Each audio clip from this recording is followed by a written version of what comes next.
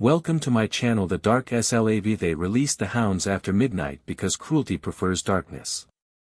The hunters believed they were pursuing one exhausted man through the Louisiana marsh. They had dogs, horses, guns, and the law on their side. But the man they called a fugitive had studied every patch of sinking ground, every black channel, every place where sound died in the reeds. By dawn, the question was no longer whether Ezekiel Freeman could escape. The question was why he wanted them to follow him in the first place. They said Ezekiel Freeman ran because he was afraid. That was the first lie. Fear was present that night. It moved through Belleair Plantation like smoke through floorboards. It passed under doors, slipped into the quarters, settled inside the lungs of men and women who had learned to breathe quietly. But fear did not belong only to the people in bondage.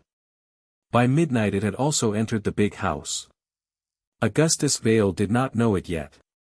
He stood in his study with a glass of brandy in one hand and a riding crop in the other, pretending that order still lived inside his walls. The study smelled of ink, tobacco, polished wood, and old paper.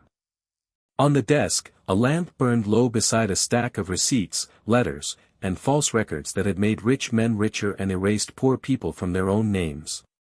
A drawer sat half open. The ledger was gone.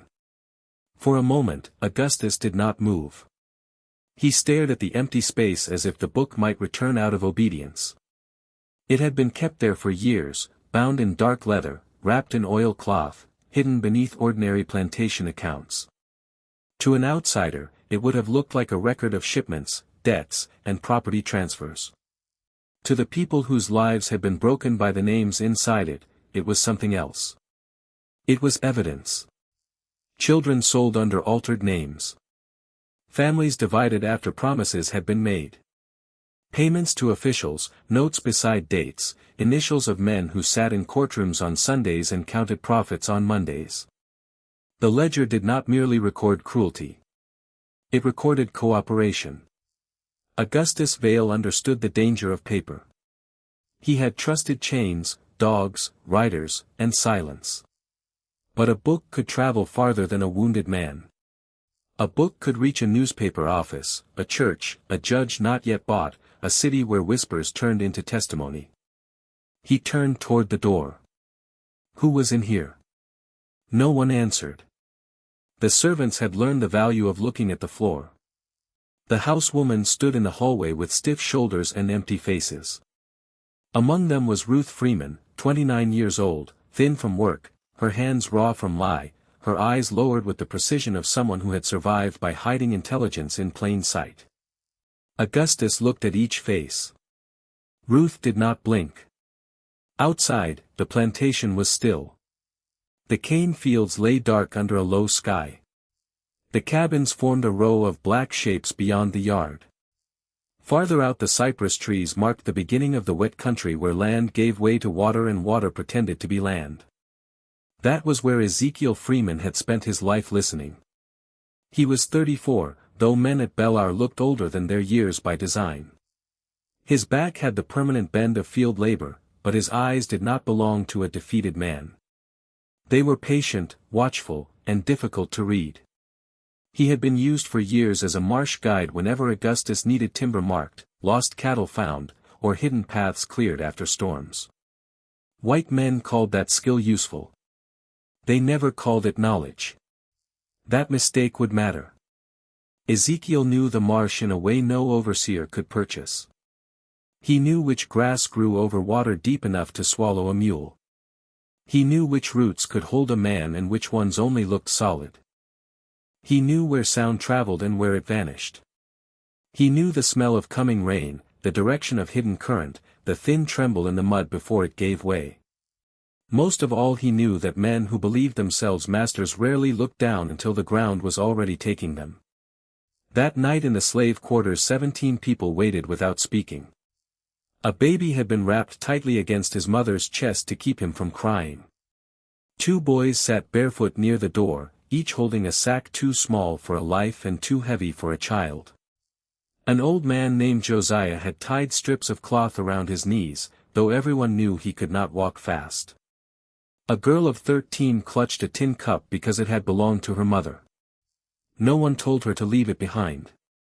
They were not running toward a dream. They were running from a sale. At sunrise, a trader was expected from New Orleans. Augustus Vale had already marked names. Children would be separated first, young women second, men with scars last, if they could still work. This was how the system disguised its violence as business. It did not need rage to destroy a family. It needed only a list. Ruth had seen the list. She had also seen the ledger. For 6 months she had cleaned Augustus's study and counted his habits. She knew when he drank. She knew when he locked the drawer. She knew where he hid the second key. She knew which floorboard creaked near the door and which one could bear her weight without sound. At 11 that night, while the big house slept under the false piece of money, Ruth removed the ledger and carried it under a stack of folded linens. She did not hurry. Hurrying was how people got noticed. Behind the kitchen, where the wall had cracked near the smokehouse, Ezekiel waited in shadow. Ruth passed the oilcloth bundle through the gap. Their hands touched for half a second. Neither spoke at first. Then Ruth whispered, "They'll know before morning." Ezekiel took the ledger and slipped it beneath his coat. "They need to know," he said. Her face tightened. That was the part no one else knew. The plan did not require secrecy until daylight. It required discovery at the right hour. Too early, and the plantation would be locked down. Too late, and the trader would arrive. But if Augustus found the ledger missing after midnight, he would do what men like him always did. He would send force in the direction he believed guilt had gone. Ezekiel looked past Ruth toward the quarters. "Get them to the wash path," he said. "Jonah knows the turn." Ruth's eyes flicked toward the dark fields. "He's 12.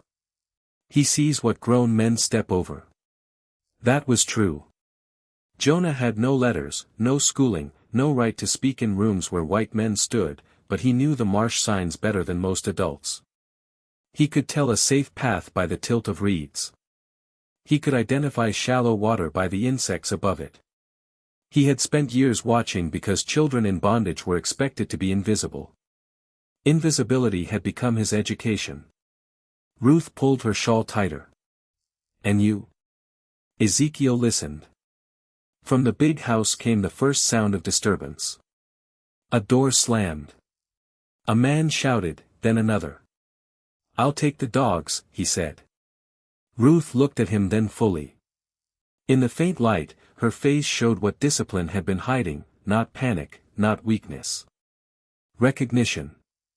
This was not a husband making a sacrifice without telling his wife.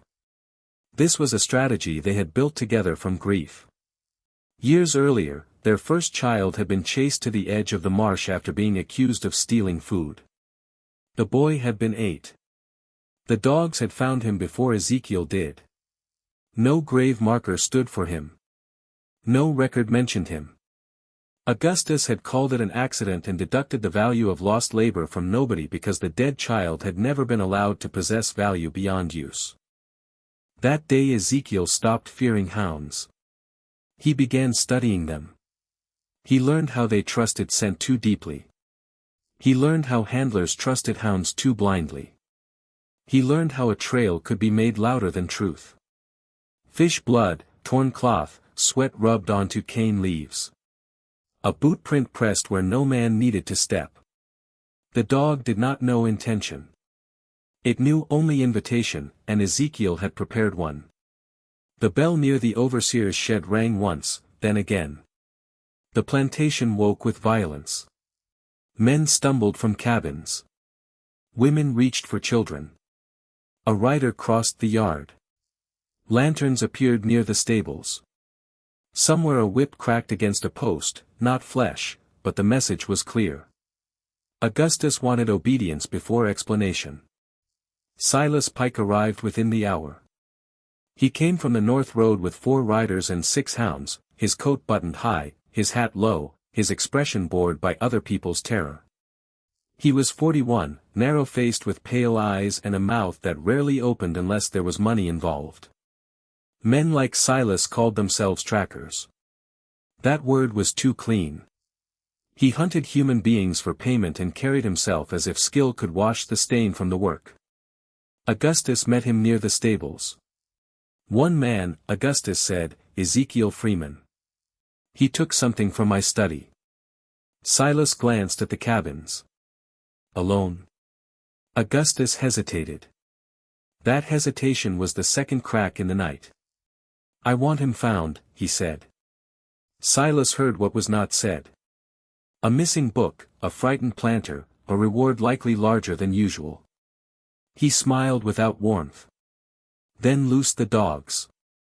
The hounds were brought forward on chains, ribs showing beneath short coats, noses wet, bodies trembling with trained hunger.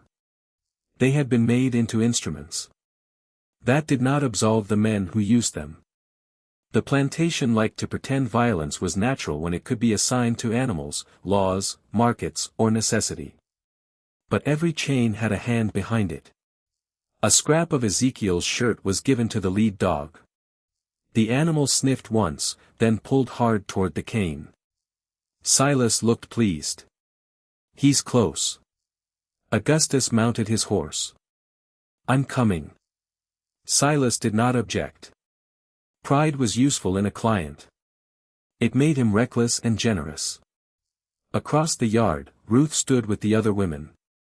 Her face remained blank as the riders passed. No one looked closely at her. No one noticed the absence of 17 people from the farthest cabins. No one counted the children because the system never counted them properly unless selling them. That blindness had been part of the plan. Ezekiel moved through the cane at a pace just fast enough to be believed. He did not run like a desperate man. Desperation wasted the body. He moved with control, breaking stalks where the moonlight could catch them, dragging one foot when he wanted the dog certain, stepping onto hard ground when he wanted time. Twice he stopped to press the shirt scrap against low branches. Once he cut a fish open and smeared blood near a turn where the path divided. The hounds screamed into the night. Behind him men shouted, he's cutting east. No, the dogs have him south. Keep them moving. Ezekiel heard every word. Sound traveled strangely in the cane. It bounced, thinned, returned from the wrong direction. Men unfamiliar with darkness often filled it with noise. That was another weakness. At the edge of the fields, he paused near a dead cypress. The first marker, a strip of cloth hung from a branch nearly invisible unless one knew it was there. Beyond it lay two paths. The left path looked open, dry, and simple. The right path descended toward black water and a wall of reeds. Ezekiel went right, not immediately. He made sure to stumble first. He let his hand hit the mud. He left a print. He let the story write itself for the dogs. Then he disappeared into Black Heron Marsh. The name did not appear on plantation maps. Men like Augustus named land only when they could own, sell, drain, or tax it. The people forced to move through it had their own names. Black Heron was the place where the trees stood in water like witnesses. It was where escaped men hid for hours beneath roots while patrols passed above.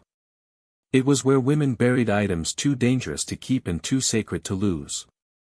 It was where the dead sometimes remained unnamed but not forgotten. To the hunters, it was an obstacle. To Ezekiel, it was a courtroom. Silas reached the cypress minutes later. The hounds pulled toward the water path. One rider cursed. He went into that. Silas knelt and touched the mud. He lifted his fingers, smelled them, and looked into the reeds. He's tired, he said. Scared men choose bad ground. Augustus sat rigid on his horse. Can we follow? Silas stood with dogs. Yes. That was the third lie. The men entered the marsh, believing pursuit still belonged to them. At first the ground held. Mud sucked at boots, but released them. Water rose only to the ankles. The hounds moved fast, noses low, bodies straining forward. The riders stayed mounted for another 50 yards, then another. Branches scraped their coats. Mosquitoes gathered around lantern flames. The smell changed from cane and dust to rot, algae, and standing water. Ezekiel remained ahead, close enough to be heard once, never close enough to be seen clearly. A splash, a broken reed, a shadow between trunks. Silas pushed harder. The dogs lunged. That was the trap inside the trap. The trail was not merely leading them into the marsh. It was teaching them confidence. Every sign confirmed what they wanted to believe. Every print rewarded their arrogance. Every torn thread told them the hunted man was losing control. Meanwhile, the Raal escape moved west. Ruth led the group through a drainage ditch behind the quarters where Jonah waded barefoot in water up to his shins. He held no lantern. Light was for people who did not know the path. This way, he whispered.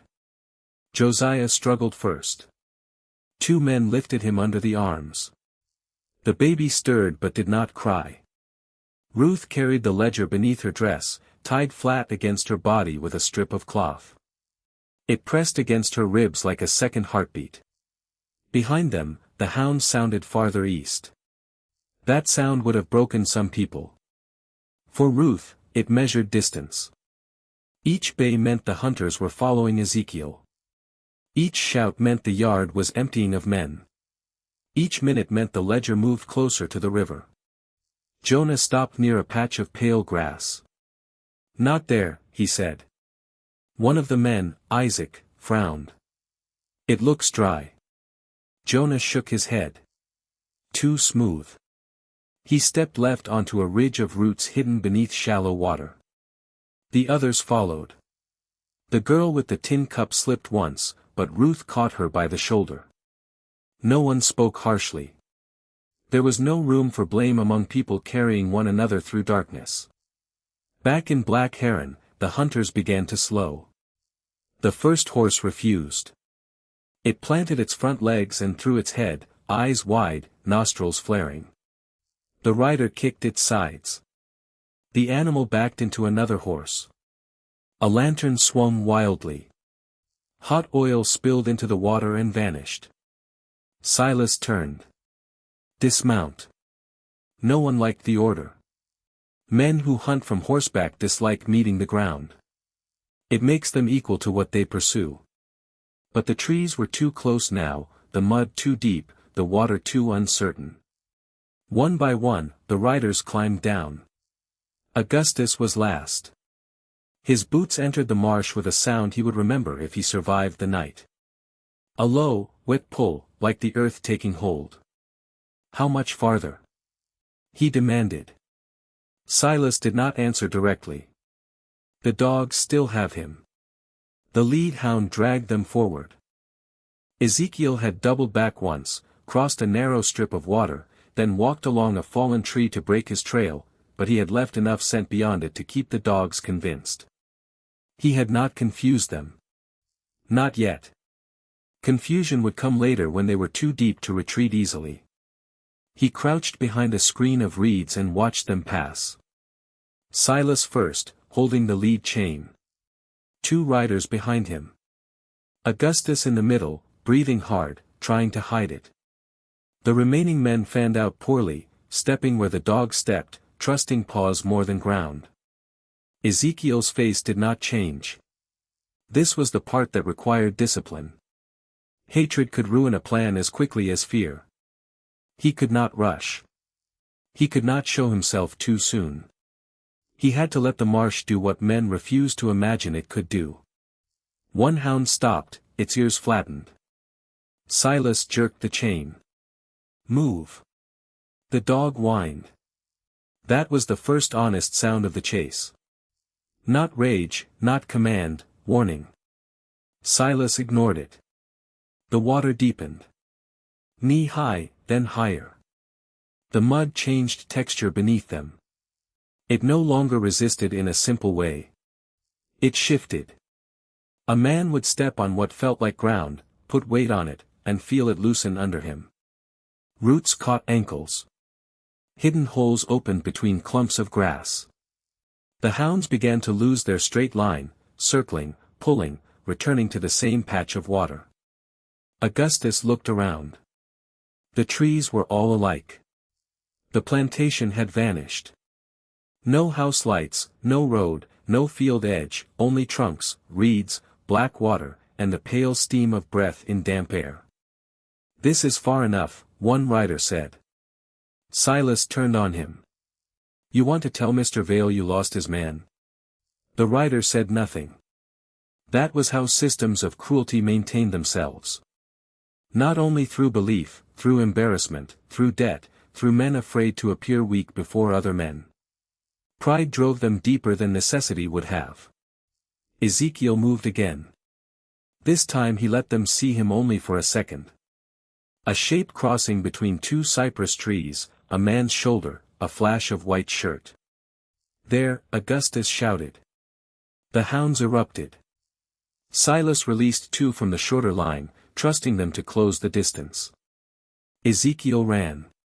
Now he allowed speed.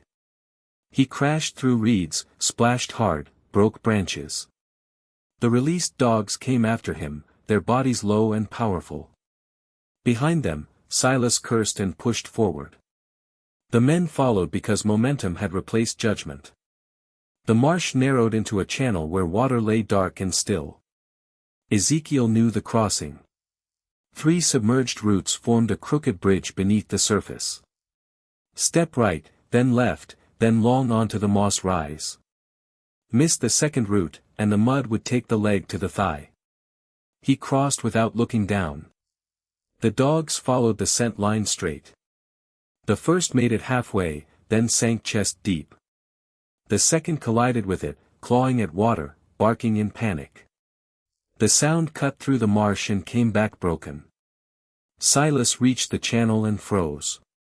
For the first time that night, his face changed. Not fear yet. Calculation. He scanned the water and found no visible path. Augustus pushed up behind him. "Get them out." Silas handed a line to one rider. "Go around." "There is no around." "Then find one." The rider stepped forward, testing the mud with his boot. It held for 1 step. On the second, it swallowed him past the knee. He grabbed a branch. The branch snapped. Another man caught his coat and pulled. The water turned cloudy around them.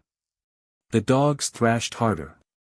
Ezekiel stood on the far rise, hidden by shadow, watching the machine begin to break. He thought of his son, not as a picture. Pictures fade when there are no portraits. He remembered weight, the weight of a small body lifted from mud, the weight of a silence no father should be asked to carry.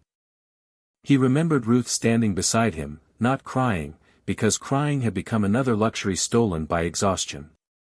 The marsh had heard that silence. Now it heard something else. Men who had profited from terror were beginning to plead with the ground. "Pull him." "The dogs caught my leg." "Hold the lantern higher." "Don't step there." No one commanded the marsh. No title mattered in water.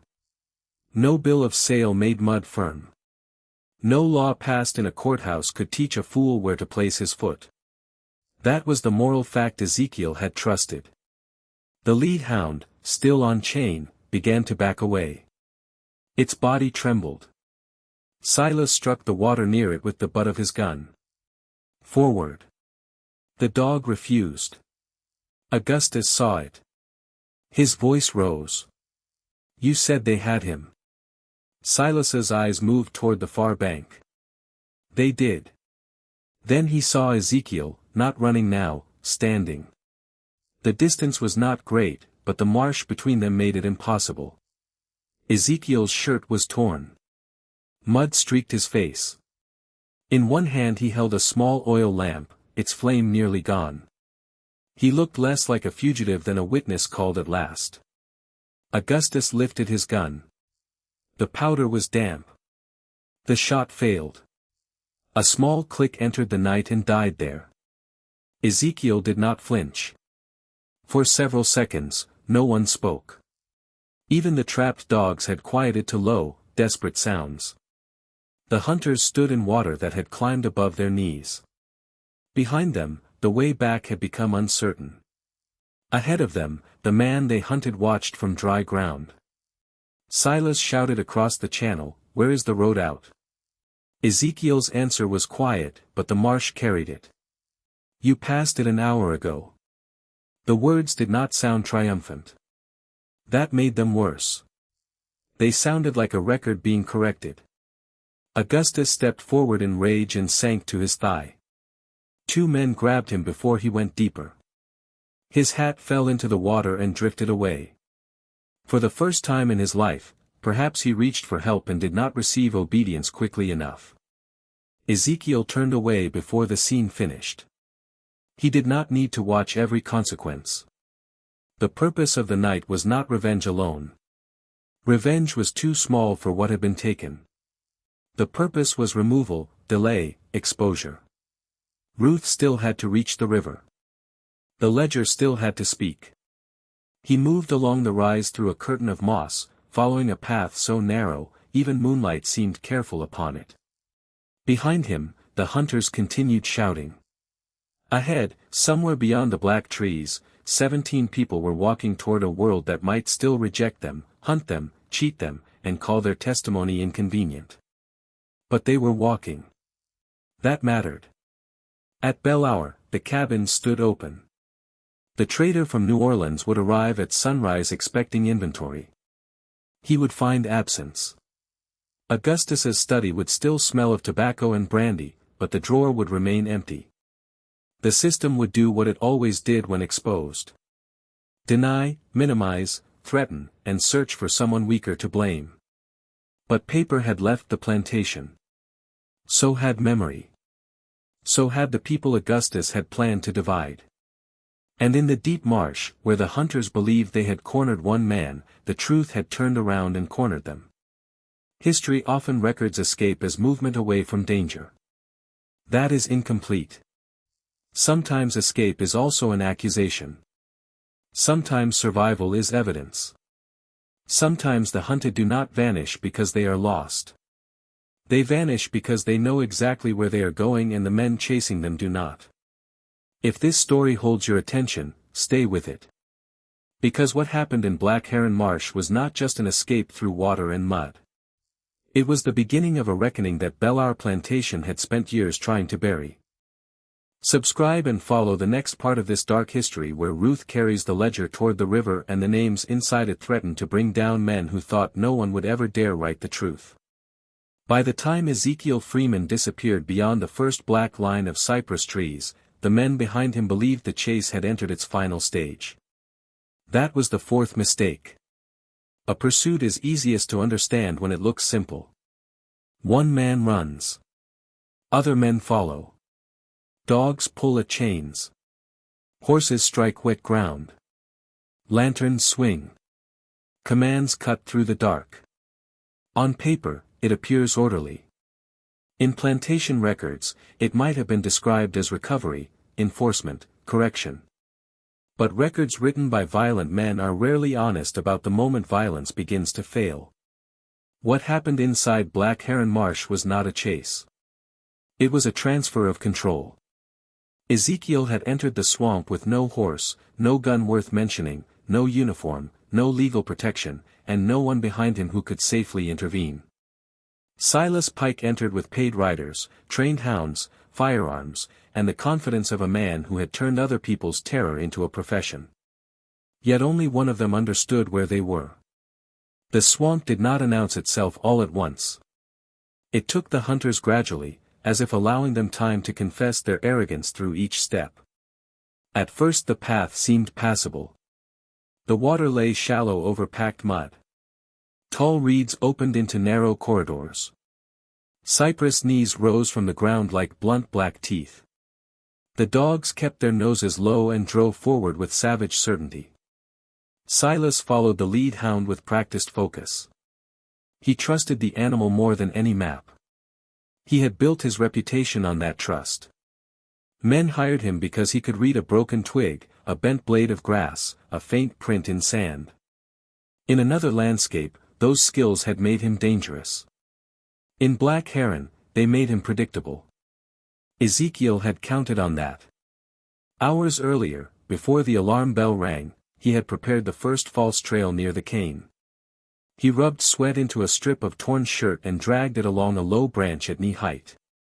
He stepped heavily where the soil would hold an impression. He broke stalks just enough for a man to see them by lantern. Then he cut east before doubling south. The path was not meant to hide him. It was meant to flatter the men hunting him. A false trail only works when the person following it wants to believe he is winning. Silas wanted that. Augustus Vale needed it. The riders behind them depended on it. Every mark told them the same story. The runaway was careless, frightened, weakening. He had left too many signs. He had chosen bad ground. He had made the mistake all desperate men make. That story was bait. The hounds swallowed it at first, their bodies strained forward, ribs pumping, paws slapping mud. They did not know cruelty. They knew training. They knew scent, reward, correction, command. The men behind them had made them into instruments and then pretended the violence belonged to the animals. It did not. Every chain had a human hand at the end of it. Silas tightened his grip as the water rose above his boots. "He's cutting deeper," one rider said. "He's tiring," Silas answered. The rider looked toward the trees. "Or he knows this place." Silas turned his head just enough to make the warning feel like disobedience. "He knows how to run, that's all." That was how professional cruelty protected itself. By refusing to recognize intelligence in the people it hunted. The system could admit strength when it had to. It could admit endurance. It could admit usefulness. But it resisted admitting strategy. Strategy implied a mind. A mind implied personhood. And personhood was the one truth slavery had to deny every hour in order to continue. Ezekiel moved ahead of them in silence. He was not far. At times he could hear Silas breathing. He could hear Augustus cursing each time mud gripped his expensive boots. He could hear the riders pretending not to be afraid. The swamp compressed distance. A man hidden 20 yards away could seem lost forever. A man shouting 50 yards behind could sound close enough to touch. Ezekiel used that confusion carefully. He did not run in a straight line. A straight line belonged to panic. He moved from marker to marker, the split cypress, the fallen sweet gum, the cluster of white reeds that grew only where water covered root ridges. He stepped where the ground had memory of his weight. He avoided patches too smooth to trust. Twice he sank to one knee on purpose and pulled himself out slowly so the mud would take the shape of struggle. The hunters found those marks and believed them. Silas knelt beside one deep print and held up his lantern. He fell here. Augustus leaned forward, sweat shining at his temples despite the night air. How close? Close enough. That answer pleased Augustus because it required no thought. Rich men often prefer answers that confirm ownership over reality. Augustus had lived for years in a world arranged to obey him. Cane fields, account books, overseers, kitchen bells, auction notices, even Sundays. He had mistaken arrangement for truth. But the swamp was not his house. It did not care about his name. It accepted his weight exactly as it accepted anyone else's. Behind him, one of the horses began to tremble. Its hooves shifted in the mud. The rider tried to steady it, but the animal resisted the path. Horses are not moral creatures, but they can recognize danger more quickly than men corrupted by pride. "Leave the mounts tied," Silas ordered. Augustus snapped toward him. "We are not abandoning them.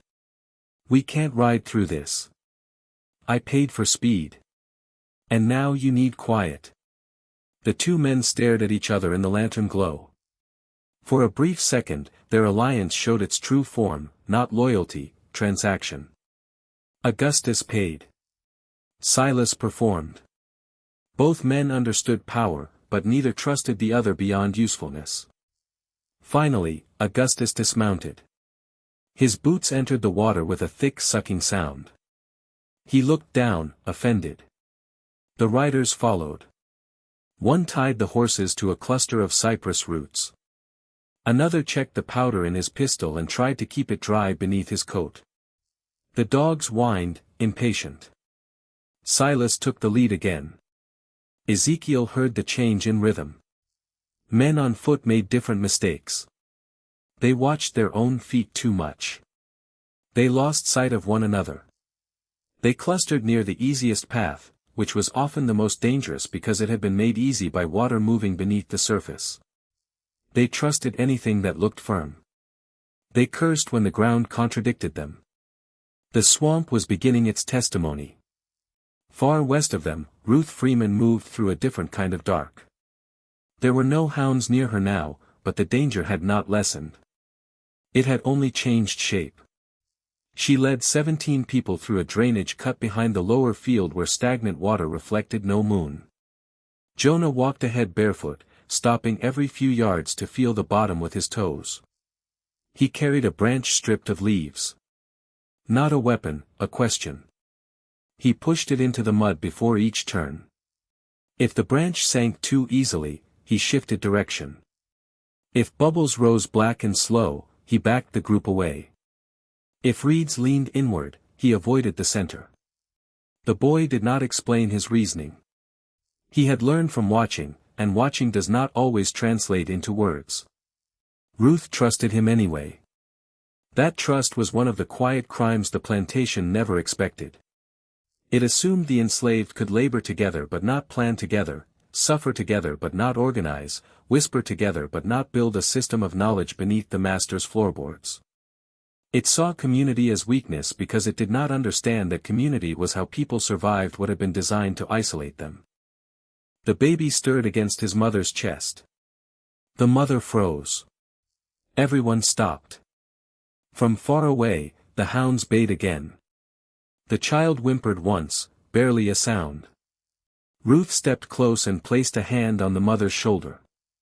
No command, no blame, only pressure, steady and human. The mother bent her head and breathed against the child's face until he quieted. Jonah looked back. Need to move? Ruth nodded. How far to the wash ridge? Less if nobody steps wrong. That was not comfort. It was accuracy. Ruth preferred it. She adjusted the ledger beneath her dress. The oilcloth had been tied tightly across her ribs. But with every step, the corners pressed into skin. She welcomed the pain. It reminded her the book was still there. Men like Augustus believed pain belonged to other people. Ruth had turned it into inventory. Inside that ledger were names that had been protected by distance and handwriting. The planter who bought children under false ages, the sheriff who delayed warrants. The clerk who changed records after money crossed his desk. The judge who dismissed petitions because the petitioners had no recognized standing before the law that had already profited from their silence. The ledger was not justice. It was a blade that might cut open the lie. That distinction mattered. Evidence does not save anyone by itself. It must be carried, protected, believed, and even then the powerful often survive truth by calling it disorder. Ruth knew this. She had no childish faith in paper. But she also knew that without paper, Augustus would be free to say nothing happened. That was the first shelter tyranny builds, denial. She intended to burn it down. Back in the marsh, Silas began to sense a problem, but could not yet name it. The scent trail remained strong in places, then vanished where it should have continued. The dogs circled too often. Twice they pulled toward water that showed no sign of passage. Once the lead hound stopped at the base of a tree and barked upward, confused by cloth. Ezekiel had tied to a low branch after walking backward over exposed roots. Silas understood tricks. He had seen them before. Pepper Creek crossing, split paths, false shoes, men doubling back over stones. But this was different. The trail did not try to lose him. It kept inviting him forward. That should have warned him. Instead, it insulted him. Silas's jaw tightened. He yanked the dog away from the tree. Forward. The hound resisted. Forward. The animal obeyed because obedience had been beaten into it. The group moved into a stretch where the trees grew closer, their roots twisting above the water like dark hands. Lantern light caught Spanish moss and made it look like hanging cloth. The air grew still. Even the insects seemed to retreat. Augustus broke the silence. He cannot know all this in the dark. Silas did not answer. He was born on this place, Augustus continued, trying to convince himself more than anyone else. Raised here, worked here, nothing more. There it was again, the need to reduce knowledge into labor. If Ezekiel knew the land, Augustus wanted that knowledge to be an extension of plantation work, not independent intelligence. The master could tolerate skill only if he believed he owned it. But Ezekiel's knowledge had never belonged to Augustus. It had been gathered in stolen minutes, while carrying timber. While searching for lost cattle, while burying grief, while pretending not to listen, while watching water lines after storms, while memorizing where white men refused to go. The plantation had used his body. It had failed to notice his mind was keeping records too. The dog suddenly surged left. Silas followed. The ground sloped downward. Water rose to the men's knees. One rider cursed as something brushed his leg beneath the surface. "Keep moving," Silas said. The dogs pulled harder. Ezekiel had laid a strong mark there. Fish blood mixed with his own sweat smeared across reeds at dog height. The scent cut through rot and water. It promised certainty. The hunters followed it into a basin locals avoided after heavy rain. Ezekiel called it the Still Mouth. No map marked it. It looked like shallow water spread between cypress roots. Beneath the surface lay layers of soft mud and rotting vegetation that moved under pressure. It did not swallow quickly. That was what made it dangerous. It allowed a man to believe he could still turn around. Then it took his second step. Ezekiel waited on the far edge behind a raised bank. He could see the lanterns approaching in a broken line. He counted them, one ahead with Silas. 2 in the middle, one behind Augustus, another low, almost at water level, carried by a rider who had already slipped once. 6 hounds, 5 men besides Augustus. Too many to fight, not too many to mislead. He reached into his coat and removed the last strip of cloth. It had been tied beneath his arm long enough to carry his scent strongly. He wrapped it around a dead branch and tossed it across a narrow pocket of deeper mud toward a patch of reeds on the left. The sound was small. The lead hound heard it. The animal lunged. Silas moved with it. The line shifted left. That was all Ezekiel needed. A trap in such terrain did not require walls. It required momentum. It required men to commit their weight before understanding the cost. It required a handler to trust the dog, a dog to trust the scent, and a client to trust his paid hunter more than his own unease. All 3 occurred at once. The first rider sank to mid-thigh. He shouted, grabbed at the man beside him, and pulled him off balance. The second man stumbled, fell forward, and drove both hands into the muck. The lantern he carried hit the water and went black. Darkness widened. Silas spun around. Hold position. But the phrase belonged to dry ground. There was no position to hold. The mud shifted under every attempt to stand still. The hounds twisted in their chains, some trying to move forward, others back. Their bodies crossed the lines. One chain wrapped around a cypress knee. A dog yelped, another snapped at the water. Augustus raised his pistol toward nothing. "Show yourself."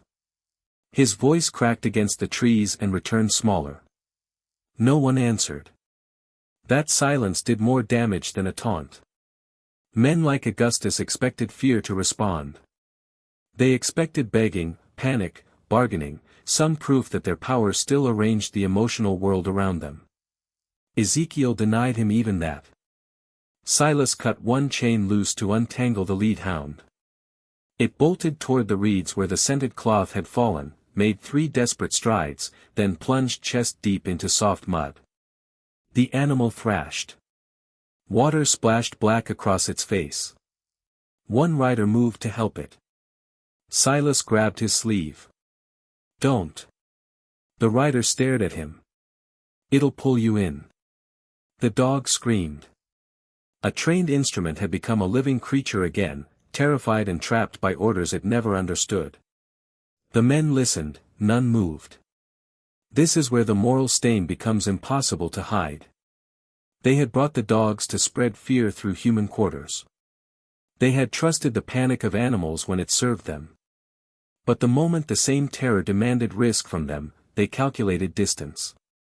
They weighed loss. They chose themselves. That was not survival. It was the logic of ownership turned inward. Augustus looked at Silas with disgust. "Get your dog." Silas did not move. "Get it," Augustus repeated. Silas's voice dropped. "You step there, you don't come back." For the first time, Augustus understood that his money could not command the ground.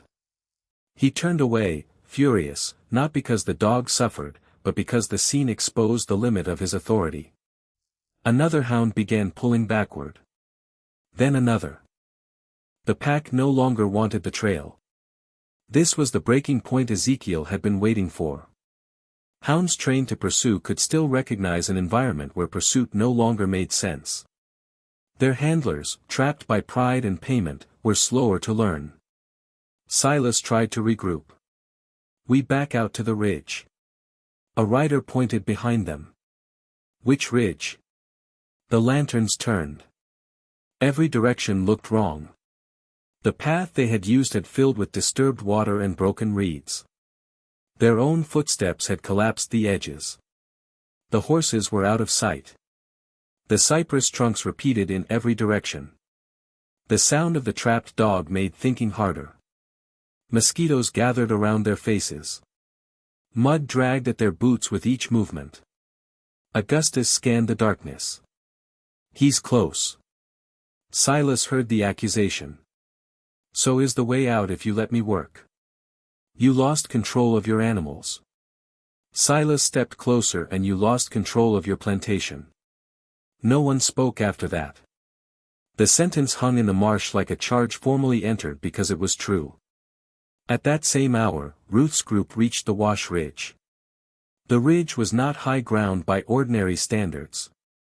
It rose only a few feet above the flooded lowland, a narrow strip of firmer soil covered with tangled brush. But to those moving through water, it felt like a road. Jonah climbed first, then turned and helped the girl with the tin cup. Isaac and another man lifted Josiah. The old man bit down on his sleeve to keep from groaning. His legs shook so badly Ruth thought he might collapse before the river. "We rest here," Isaac whispered. "No," Ruth said. He looked at her. She did not raise her voice. "If they turn back now, they'll search west." "They won't turn back soon," Jonah said. Ruth looked at him. The boy's face was unreadable in the dark. "How do you know?" He pointed east. The hounds were no longer baying in rhythm. Their cries came broken, scattered, confused. They reached the bad water. No one asked how he knew. By then they had stopped doubting him. Ruth took one breath and moved again. The group followed the ridge toward a stand of dead trees. Beyond that lay a shallow crossing, then the old church road. If all went as planned, a wagon would be waiting near a burned chapel before dawn. The man driving it was not a savior.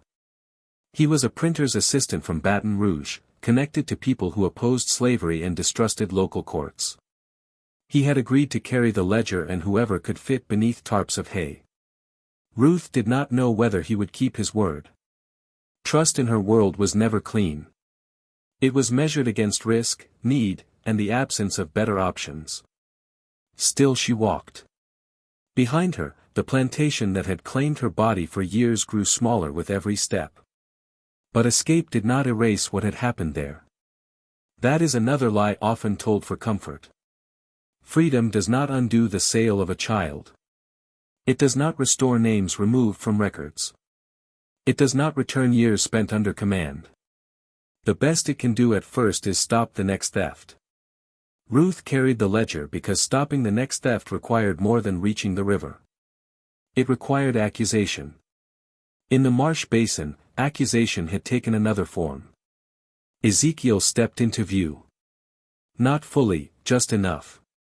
He stood on the far side of a dark channel where roots formed a narrow crossing known only to him. His face was streaked with mud. His shirt hung torn from one shoulder. He looked tired now because he was tired. Strategy did not make the body endless. Silas saw him first. There, Augustus turned, rage flooding his face with new energy. Shoot him. One rider lifted his rifle. The powder flashed weakly and failed. Wet air, damp hands, bad angle, poor care. The weapon clicked into humiliation. Ezekiel did not run. That stillness unsettled them more than flight. Silas narrowed his eyes. What do you want? The question was revealing. He did not ask where Ezekiel was going. He did not ask what he had taken. He asked what he wanted. Because somewhere beneath the professional hunter's pride, he had begun to understand that the night had intention. Ezekiel looked at the men, then at the trapped hound, still struggling in the mud. Turn back, he said. Augustus laughed once, harsh and breathless. You hear that? He's giving orders now. Ezekiel's gaze shifted to him. No, he said. I'm telling you what the ground already told you. A rider crossed himself. Silas noticed. Fear spreads faster when men try to hide it. Augustus stepped forward, forgetting the mud. His right leg sank again. He grabbed Silas's shoulder to steady himself. Silas almost shoved him away, then remembered the money and did not. You belong to Bellhour, Augustus said. The old sentence, the rotten sentence, the sentence that had justified theft by repeating itself as law. Ezekiel's expression did not change. Bellhour is emptying. Augustus froze, not at the defiance, at the information. For the first time that night, he thought of the cabins, the trader, the missing ledger. Ruth's lowered eyes. The alarm that had drawn every armed man east. His face tightened. Silas saw it. What did he say? Augustus did not answer. There are moments when a powerful man realizes he has been outmaneuvered and tries to disguise the realization as anger. Augustus reached for that disguise immediately. He pointed at Ezekiel. Take him. No one moved. The order had no path to travel. Between the men and Ezekiel lay water, mud, roots, darkness, and the sudden knowledge that their target might not be the only thing missing. Silas turned to his riders. We pull back. Augustus stared at him. No, we pull back now or we spend the night here. I said no. Silas stepped closer, voice low. And I'm saying your man led us into a sink. The word landed hard. A sink was not a place one charged through. It was a place that punished insistence. Everyone there knew it, though only Silas had said it aloud. Ezekiel used that moment to disappear again. Not dramatically. No shout, no final gesture. He stepped backward into reeds and was gone. Augustus lunged as if he could stop absence itself. After him. Silas did not follow. That refusal marked the true end of the chase. The hunters had not been defeated by one sudden disaster. They had been defeated by a sequence of denied warnings. The refusing horse, the confused dogs, the deepening water, the vanishing trail, the sinking rider, the wet powder, the empty plantation implied in Ezekiel's words. Each warning had offered them a chance to turn back with less loss. They had chosen pride every time. Now pride had no dry ground left. The work of retreat began. It was slower than pursuit and more honest. Men who had entered the marsh loudly now moved with caution. They tested each step. They argued in whispers. They pulled one another free and resented the debt. One hound had to be cut loose. Another limped badly. A rider lost a boot and walked the rest of the way half barefoot, cursing with each step. No one mentioned Ezekiel. No one mentioned Ruth. But Augustus did the arithmetic in his head again and again, and each time the answer worsened. If the cabins were empty, he had lost property. If the ledger was gone, he had lost protection. If Ruth had taken it, he had misread her for years. That last fact may have angered him most. Oppressors often survive by imagining the people they harm as simple. It comforts them. It permits them to sleep. It allows them to mistake forced silence for emptiness. Ruth's theft of the ledger violated that comfort. Ezekiel's trap destroyed it. By the time the men found the horses, the animals were wide-eyed and straining against their ties. One had broken loose. Another had injured its leg against a submerged root. The riders gathered what they could. Silas counted his dogs and did not say the number aloud. Augustus mounted with difficulty. His clothes were soaked. Mud clung to his coat. His face had lost its controlled plantation dignity and gained something rawer. Not humility, never that. Humiliation. The sky in the east had begun to pale. Dawn was coming, and with dawn witnesses that frightened him more than the marsh. Meanwhile, Ruth saw the first broken outline of the old chapel through the trees. Its roof had burned years earlier. Only part of the front wall remained, along with a crooked doorway leading into darkness. A wagon stood beyond it beneath a covering of moss and branches. One mule, two wheels patched with mismatched wood, a man beside it holding a hat in both hands. He looked younger than Ruth expected. White, thin, nervous, not heroic. Good, Ruth thought. Heroes talk too much. You have it, he whispered. Ruth did not answer until she was close enough to see his hands shaking. Who sent you? Reverend Alcott. Baton Rouge. That name could be repeated by anyone. The young man swallowed. He said the book must go north before it goes public. He said, if the woman named Ruth came, I was to tell her the river remembers what the courthouse forgets. Ruth closed her eyes briefly. That was the phrase. She untied the cloth beneath her dress and removed the oilcloth bundle. The ledger came away damp with sweat, but unharmed. She held it for a moment before handing it over. Letting go felt dangerous. Keeping it felt worse. The young man took it with both hands, suddenly understanding that he was not holding a symbol. He was holding consequences. Isaac helped Josiah into the wagon. The mother with the baby climbed in next. The two boys crouched beneath hay. Jonah remained beside Ruth. Where's Zeke? He asked. Ruth looked east. The hounds had gone quiet. That silence was not reassurance. It was space. It meant the plan had reached the point where no one could control every outcome. He knows the second crossing, she said.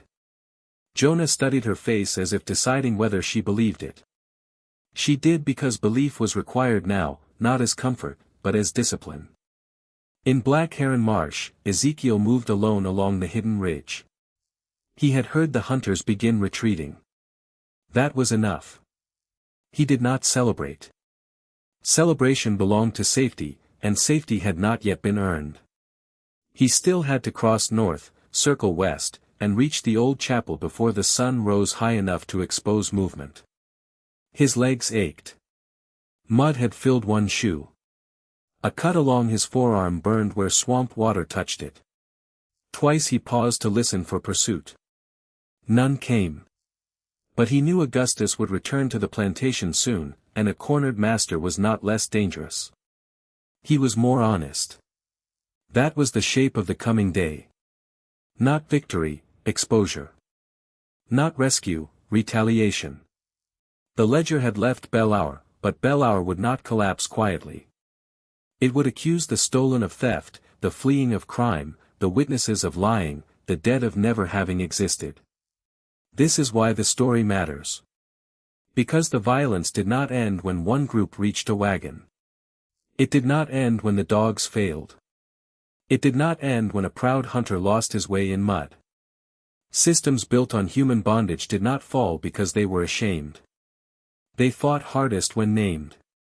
And on that morning, for the first time in years, Belleair Plantation had been named from within. The men who believed they were chasing one runaway had been drawn away from the house, away from the cabins, away from the road, away from the ledger. Their strength had been used against them. Their dogs followed scent. Their pride followed dogs. Their employer followed pride. And all of them entered a place where the rules they trusted no longer applied. That was Ezekiel's real weapon. Not the swamp alone. Understanding. He understood the land. Ruth understood the house. Jonah understood the hidden path. The others understood silence, timing, and mutual dependence. No single act freed them. A network did. A community did. The plantation had spent years trying to separate them by labor, age, fear, and sale. That night they answered as one body. By the time Augustus Vale rode back toward Belleair, covered in mud and stripped of certainty, the eastern sky was gray. He could already see the outline of the big house beyond the cane. No smoke rose from the kitchen. No workers moved toward the fields. No children stood near the water barrel. The yard was too still. Augustus pulled his horse to a stop. Silas rode behind him and said nothing. The front door of the big house hung open. The slave quarters stood in a row, doors ajar, interiors emptied of more than people. Blankets gone, cups gone, a small carved toy gone from a window sill. These were not signs of panic. They were signs of departure, organized departure. Augustus dismounted slowly, for once there was no one waiting to take the reins. Inside the study, the drawer remained open. The empty space where the ledger had been looked larger in daylight. Augustus stared at it. He had sent the hunters after Ezekiel because he believed a man on the run was the greatest threat. He had been wrong. The greatest threat had walked out through his kitchen, carrying the truth beneath her dress, while his dogs screamed at shadows in the marsh. And somewhere beyond the reach of Belleair, Ruth Freeman was still moving west with the ledger that could turn private suffering into public accusation. The chase had failed. The reckoning had begun.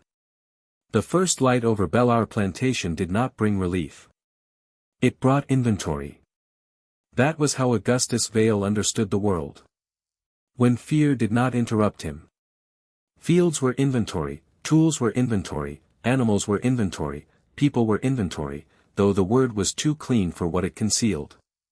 The plantation survived by reducing living souls into columns, prices, ages, skills, defects, expected yields, and punishments avoided or applied. But on that morning, the columns refused to balance. 17 people were gone. The ledger was gone. Ezekiel Freeman was gone. And the hounds that had been sent to recover him had returned silent, injured, and unwilling to look toward the eastern marsh. Augustus stood in the yard with mud drying on his coat. His face had hardened into the expression men use when humiliation must be disguised as command. The workers who remained were brought from the quarters and lined up before the well. Some had known about the escape. Some had suspected. Some had known nothing except that the night had changed the air. No one spoke. Silas Pike stood near the stables, washing black mud from his hands with a bucket of clean water that would have been denied to others for less. He kept his eyes down. Not from shame, from calculation. The hunt had failed in a way that could damage his name, and men in his business feared reputational loss more than moral rot. Augustus turned on him. You said you could track any man. Silas did not look up. I tracked him. You lost him. No, Silas said. He took us where he wanted us. The sentence landed in the yard like a public insult. Augustus stepped closer. Choose your words carefully. Silas finally looked at him. I am. That was the problem. Now the lie could not hold inside the men who had entered the marsh. They had seen too much. They had watched the trail turn from evidence into instruction. They had felt their boots sink into ground that punished every confident step. They had heard Ezekiel's voice from the dry bank, calm enough to make their fear seem childish. You passed it an hour ago. Those words had followed them out. A man can survive failure, he can even survive fear. But to be guided into failure by someone he considered beneath him, that was a wound Augustus did not know how to dress. He turned away from Silas and faced the line of remaining workers. Who helped them? The question was useless because the truth was larger than a name. The plantation wanted a single culprit. Systems of domination always do. A single culprit can be punished. A network is harder to hang, harder to sell, harder to erase. Augustus wanted to believe the escape had depended on one betrayal, one stolen key, one dishonest servant, one runaway man. It had not. It had depended on years of listening. The cook who knew which evenings Augustus drank himself dull. The stable boy who knew when riders changed shifts. The old man who remembered a drainage ditch no longer used after a flood. The washerwoman who noticed Ruth hiding strips of cloth. Jonah who watched reeds and water better than any mapmaker. Ezekiel, who converted the hunter's confidence into a path leading nowhere. The plantation had been studied from below. That was the accusation no owner could bear. A woman near the end of the line lowered her eyes. Augustus saw the movement and mistook it for guilt. You, she did not answer. What do you know? Nothing, sir. The reply was thin, but not false in the way he meant. She did not know where Ruth had gone. She did not know whether Ezekiel had reached the chapel. She did not know if the ledger had crossed the river. She knew only that for the first time in years the morning bell had rung, and fewer people had obeyed it.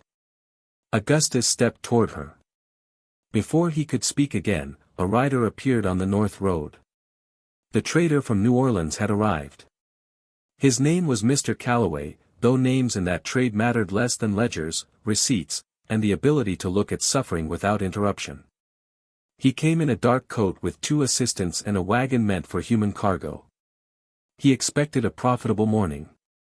He found mud on the master, silence in the yard, and too many cabin doors hanging open.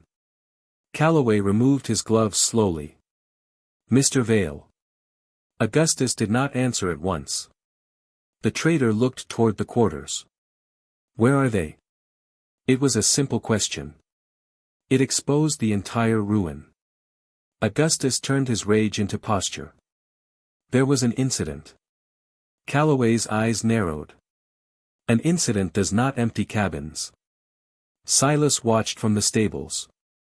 For a brief moment, the entire machinery showed itself. The planter, the trader, the hunter. 3 men who pretended to operate separate businesses but belonged to the same moral economy. One raised profit from forced labor. One moved people through markets. One pursued those who tried to leave. Each depended on the others while pretending his own hands were cleaner. Now one broken night had placed them in the same yard, facing the same absence. Calloway lowered his voice. I had buyers waiting. I will handle it, Augustus said. You lost the people I came to collect. Augustus stepped close enough that the assistants shifted uneasily. I said I will handle it. But he had already failed to handle the most important thing. In his study, the missing ledger had created a danger none of the men wanted to name in public. Calloway did not yet know it was gone. Silas suspected it. Augustus could feel the knowledge pressing against his ribs like a concealed weapon. He dismissed the workers with a sharp gesture. No one moved until the overseer shouted. Then the line broke slowly, not with relief, but with caution. Those who remained at Bellehour understood something the powerful often forget. When a tyrant is exposed, he becomes less predictable, not less dangerous. Augustus entered the house with Calloway behind him. Silas followed without being invited. Inside the study smelled wrong in daylight, no longer private, no longer secure. Papers lay across the desk where Augustus had searched through them at dawn. A drawer hung open. Mud from his own boots had dried on the floorboards. Calloway noticed the drawer. "What else is missing?" Augustus said nothing. Silas closed the door. The room became smaller. Calloway's expression changed. "What was in it?" "Accounts?" Augustus said. The trader's face sharpened. "Which accounts?" "Mine." Silas gave a short, humorless laugh. Augustus turned on him. "Leave." Silas did not move. "I was hired to recover your man. I need to know what he took." "He took nothing that concerns you." "If he took paper with my name in it, it concerns me." The silence after that was an answer. Calloway set his gloves on the desk carefully as if the gesture gave him control. "You kept names." Augustus's jaw tightened. "Everyone keeps names." "Not in one book." There it was. Not remorse, not outrage. Fear of documentation. Men who commit crimes in groups often tolerate cruelty more easily than records. They trust memory to fade, witnesses to be silenced, and bodies to disappear into work, distance, or soil. But handwriting has a different kind of stubbornness. It can outlive the room in which it was made. The missing ledger had turned private brutality into portable evidence. Calloway looked toward the window. Where would they take it? Augustus answered too quickly. "They won't get far." Silas stepped closer to the desk. "They already got farther than you think." Augustus lifted his hand as if to strike him, then stopped. The presence of Calloway changed the calculation. Violence between men of business required caution. Violence downward required none. That was the plantation's entire legal philosophy, reduced to one room. Silas said they had a second route. Freeman drew us east. The others went west. Calloway looked at Augustus. "How many others?" The planter did not answer. "How many?" 17, Calloway cursed under his breath. Silas continued. "The woman from the house. Ruth. She was not in the quarters." Augustus's face hardened. He had known it, but hearing her name from Silas made the truth more solid. Ruth, the quiet one, the careful one, the woman who entered his study with folded linens, poured water without spilling, listened without appearing to listen. He had believed her obedience was proof of emptiness. In reality, it had been camouflage. Oppression often mistakes restraint for consent. That mistake had cost him the ledger. Calloway moved to the window. "We need riders on the west road." Silas shook his head. "Too late. You do not know that. I know what kind of night they planned. They would not run west without transport." Calloway turned. "Then find the transport." Silas's expression remained flat. "You want to search in daylight across 3 roads, 2 river crossings, and swamp paths no white rider here understands, with men already spooked and dogs that won't re-enter the marsh." Augustus slammed his hand on the desk. "They are property." The word filled the room with its usual lie. No one challenged it morally. That was not the kind of men they were. But even inside the logic of their own system, the word was beginning to fail. Property did not steal ledgers. Property did not coordinate diversions. Property did not study trails, manipulate hounds, and move witnesses under cover of a false chase. People did that. The law could deny it. The swamp had not. Far west of Belleair, Ruth Freeman sat beneath a hay covering in the back of the wagon. Her knees pressed against Jonah's shoulder and the ledger wrapped again in oilcloth beside her. The printer's assistant drove with both hands rigid on the reins. He had given his name as Thomas Avery, and Ruth had decided not to trust it too much. Names could be borrowed. Fear could be performed. Good intentions could collapse at the first checkpoint. The wagon moved along a narrow road between stands of pine and low, wet ground. Every turn carried risk. Every open stretch felt like exposure. The others lay hidden beneath hay and sacking, breathing through cloth, trying not to cough. The baby had been given a strip of damp linen to suck. Josiah drifted in and out of pain. Ruth kept one hand on the ledger.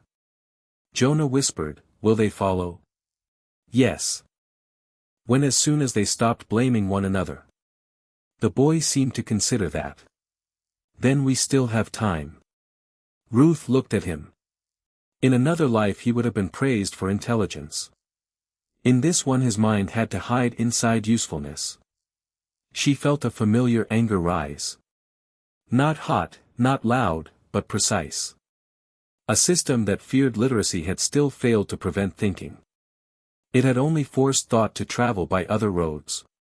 The wagon slowed near a creek crossing. Thomas Avery lifted one hand behind him. Quiet. Everyone went still. Ahead. Two men stood near the bridge with horses tied beside them. Local patrol, not formal soldiers, not uniformed authority. Something more common and in its own way more dangerous. Ordinary men granted permission by the system to interfere, inspect, and accuse.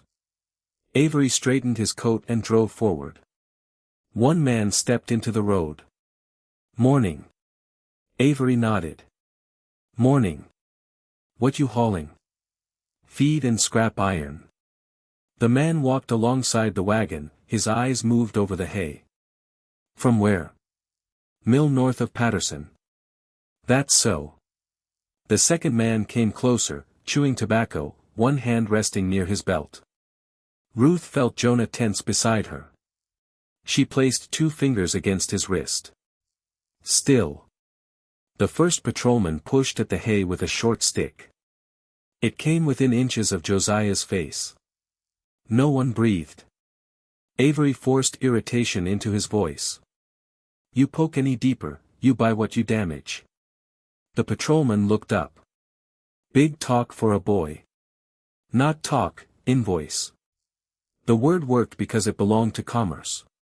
Men who might ignore mercy often respected paperwork. Avery reached into his coat and produced folded receipts. Ruth could not see whether they were real. The patrolman took them slowly, pretending to read more than he likely could. His eyes moved over the page. He looked at the wagon again. Then the baby shifted beneath the sacking. A soft sound rose. Not a cry. Not yet. Ruth's hand closed around the ledger. The second patrolman heard something. What was that? Avery answered too quickly. Piglet. The first man frowned. You said feed and scrap. And a piglet, Avery said. The lie sat badly. The second patrolman stepped toward the rear. Jonah moved before Ruth could stop him, not upward, not visibly. He reached beneath the hay and pinched the baby's cloth bundle lightly, not to hurt him, but to startle him into a sharper animal-like squeal. The sound that came out was strange, muffled, and brief. Avery spat to the side. Mean little thing, been doing that all morning. The patrolman hesitated. The human mind hears what it has already been told to expect. That weakness had ruined hunters in the marsh. It helped Ruth now. The first patrolman tossed the receipts back. Move on. Avery did not hurry. Hurrying would reveal gratitude. He clucked to the mule and rolled across the bridge. Only when the road curved out of sight did the wagon release its breath. Ruth looked at Jonah. The boy stared at the floorboards, ashamed without reason. She leaned close. "You did right." He did not answer. That is how children under terror are often trained. To feel guilty for surviving the methods forced upon them. The world harms them, then demands innocence remain untouched. Ruth had no use for that false purity. Survival required judgment. Jonah had judged correctly.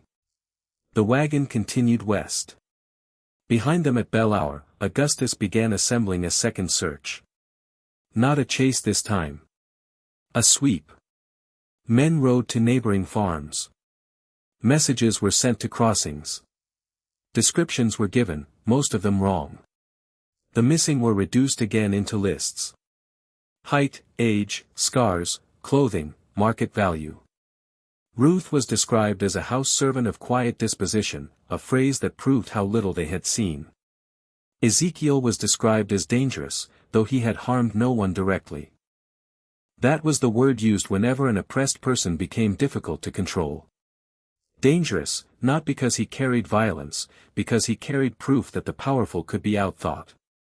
Silas refused to take the dogs west immediately. Augustus confronted him near the stable yard. "You are still under hire and my dogs are blown. I paid for results. You paid for a night hunt. You got one. I got failure."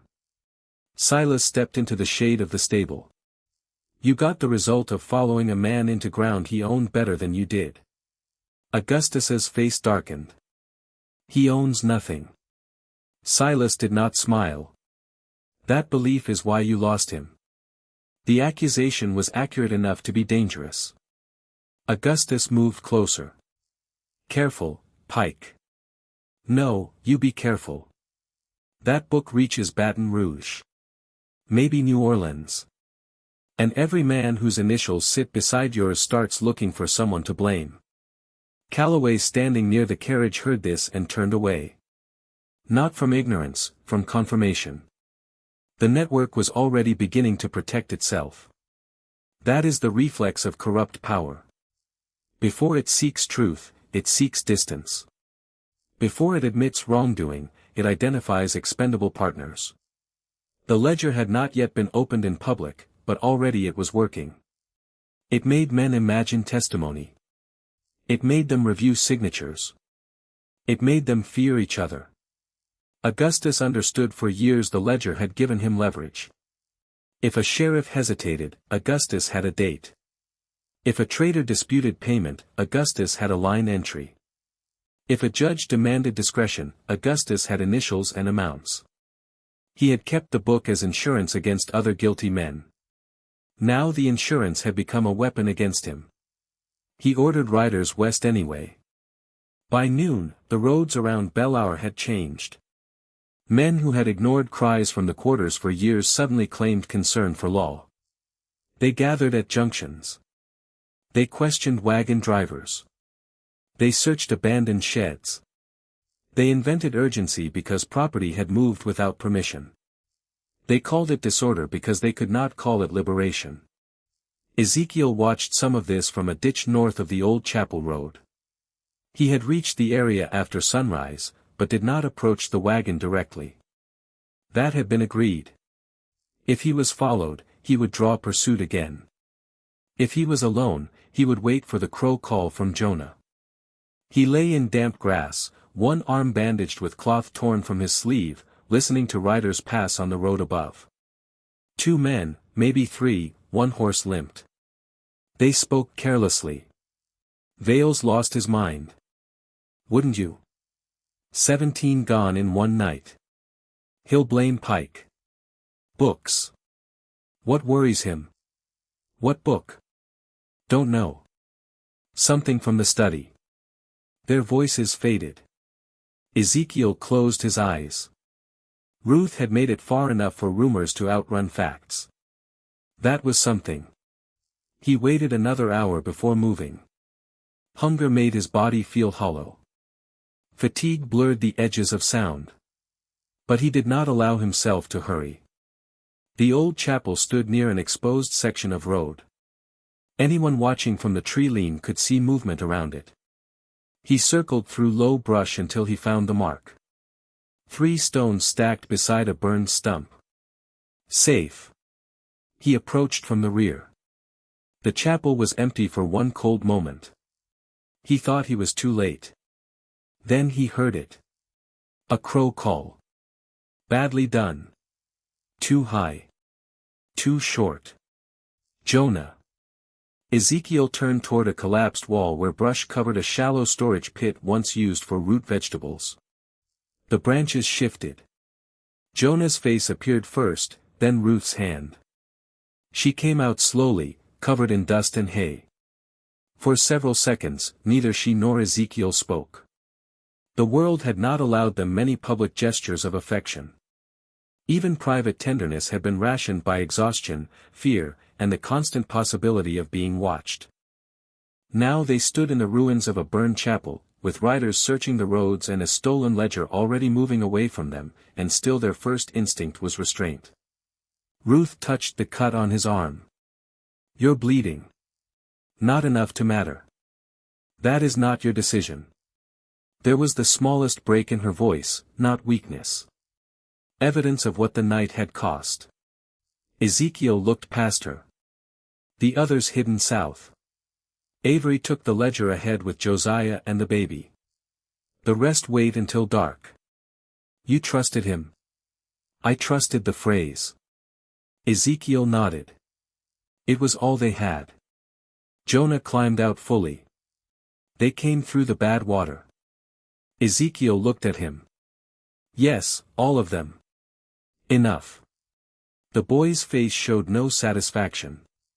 He had seen the swamp's danger too closely to celebrate anyone trapped by it, even enemies. That too mattered. Freedom did not require becoming what hunted you. Ruth noticed. You did not put them there, she told him. Jonah looked away.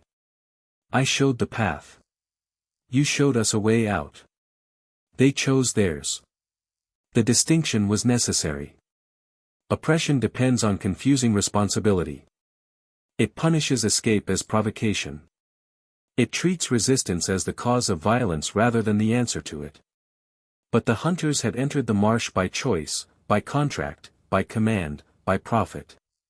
The people fleeing had chosen life. Those choices were not equal. Near Belle Hour, Augustus began making the opposite argument before witnesses. By afternoon, he claimed the escape had endangered the entire parish. He claimed Ezekiel had set traps. He claimed Ruth had stolen private business records. He claimed outside agitators were involved because admitting internal intelligence would be too humiliating. He sent a statement to the local magistrate and another to a neighboring planter whose initials appeared in the missing book. The language was careful. The panic was not. Silas left before sunset. Augustus tried to stop him. You walk away now. You won't be hired in this parish again. Silas tightened the strap on his saddle. If that book names me, I need to be elsewhere before men decide who takes the fall. You coward. Silas looked down at him from the saddle. I followed your runaway into a marsh and watched your empire empty behind your back. Call me what you want. Then he rode north. The departure mattered not because Silas was innocent. He was not, but because his leaving showed the first fracture in the circle of men who had protected one another. The ledger had not yet reached print. Yet already loyalty was becoming liability. At dusk, Ruth and Ezekiel moved the remaining escapees from the chapel ruins. They traveled in smaller groups. Now 3 at a time. Then 4. Jonah led the first group to a creek bed where footprints would blur. Ruth took the second along a fence line. Ezekiel stayed behind with Isaac and 2 others to watch for riders. The plan was no longer elegant. Plans rarely remain elegant after first contact with daylight. It became practical, fragmented, tense. Hide here, move there, wait for the owl call. Do not cross open ground. Do not answer if called by name. If separated, follow water west until the second bridge. Darkness came slowly. Every sound seemed official. A branch breaking became a horse. A bird lifting became a signal. A distant shout became capture. The people moving through that evening did not move like fugitives in an adventure tale. They moved like people carrying the weight of every person who had tried before them and failed. Hope was present, but it did not make them light. It made them disciplined. That is a truth often softened in retellings. Hope under terror is not a song. It is a set jaw. It is a hand over a child's mouth, not to silence life, but to protect it. It is an old man continuing after his knees shake. It is a woman walking with evidence strapped beneath her clothes, knowing truth can still be intercepted by men with better horses. Ruth reached the second creek after dark. Avery was not there for several minutes. No one spoke. Isaac scanned the road. He left. Ruth listened. Water moved under the bridge. Crickets pulsed in the grass. Farther off, one dog barked from a farmyard, then stopped. No, she said. He changed the point. How do you know? Because if he had betrayed us, riders would be here. That was not faith. It was deduction. Jonah crouched near the mud. He found wool marks half covered with cut grass. Wagon went south. Ezekiel looked at Ruth. Trap maybe. They did not have time for certainty. They followed the wheel marks off the road and into a pecan grove. 50 yards in, a low whistle sounded. Isaac raised a stick. Ezekiel stepped forward first. Avery emerged from behind a tree with both hands visible. Road was watched, he whispered. Had to move. Where is the ledger? Ruth asked. Gone ahead with who? Reverend's man, older, gray beard, scar here. Avery touched his chin.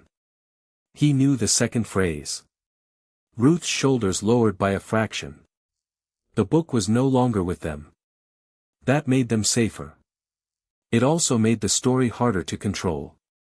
Once truth leaves the hands of witnesses, it enters a world of printers, editors, allies, cowards, opportunists, and men who prefer peace without justice.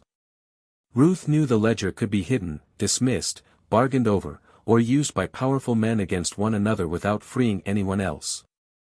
But she also knew one thing had changed permanently. Augustus Vale no longer possessed the only written version of what he had done. That mattered. Avery led them to a second wagon concealed under branches. It could not carry everyone. No wagon could. The weakest would ride first. Josiah, the mother, the baby, the youngest children. The others would walk until midnight, then trade places if the road cleared. Ezekiel refused a place. Ruth expected that. Jonah tried to refuse too. Ruth did not allow it. You ride. I can walk. You can also lead tomorrow if you are alive enough to think. The boy climbed in without another word. Before the wagon moved, Ruth turned toward Ezekiel. You know he'll come after us. Yes. Not for all of us. For you. Ezekiel looked east where the road disappeared into darkness. Let him. Ruth's face hardened. No more bait. He met her eyes. No. No more bait. The promise was quiet and like all promises made under pursuit uncertain. But it was real. The wagon began moving. Ezekiel walked beside it for the first stretch, one hand on the wooden side rail. Ruth walked on the other side. Between them, hidden under hay, Jonah watched the stars through a gap in the boards. Behind them, Bellar Plantation settled into a night unlike the one before.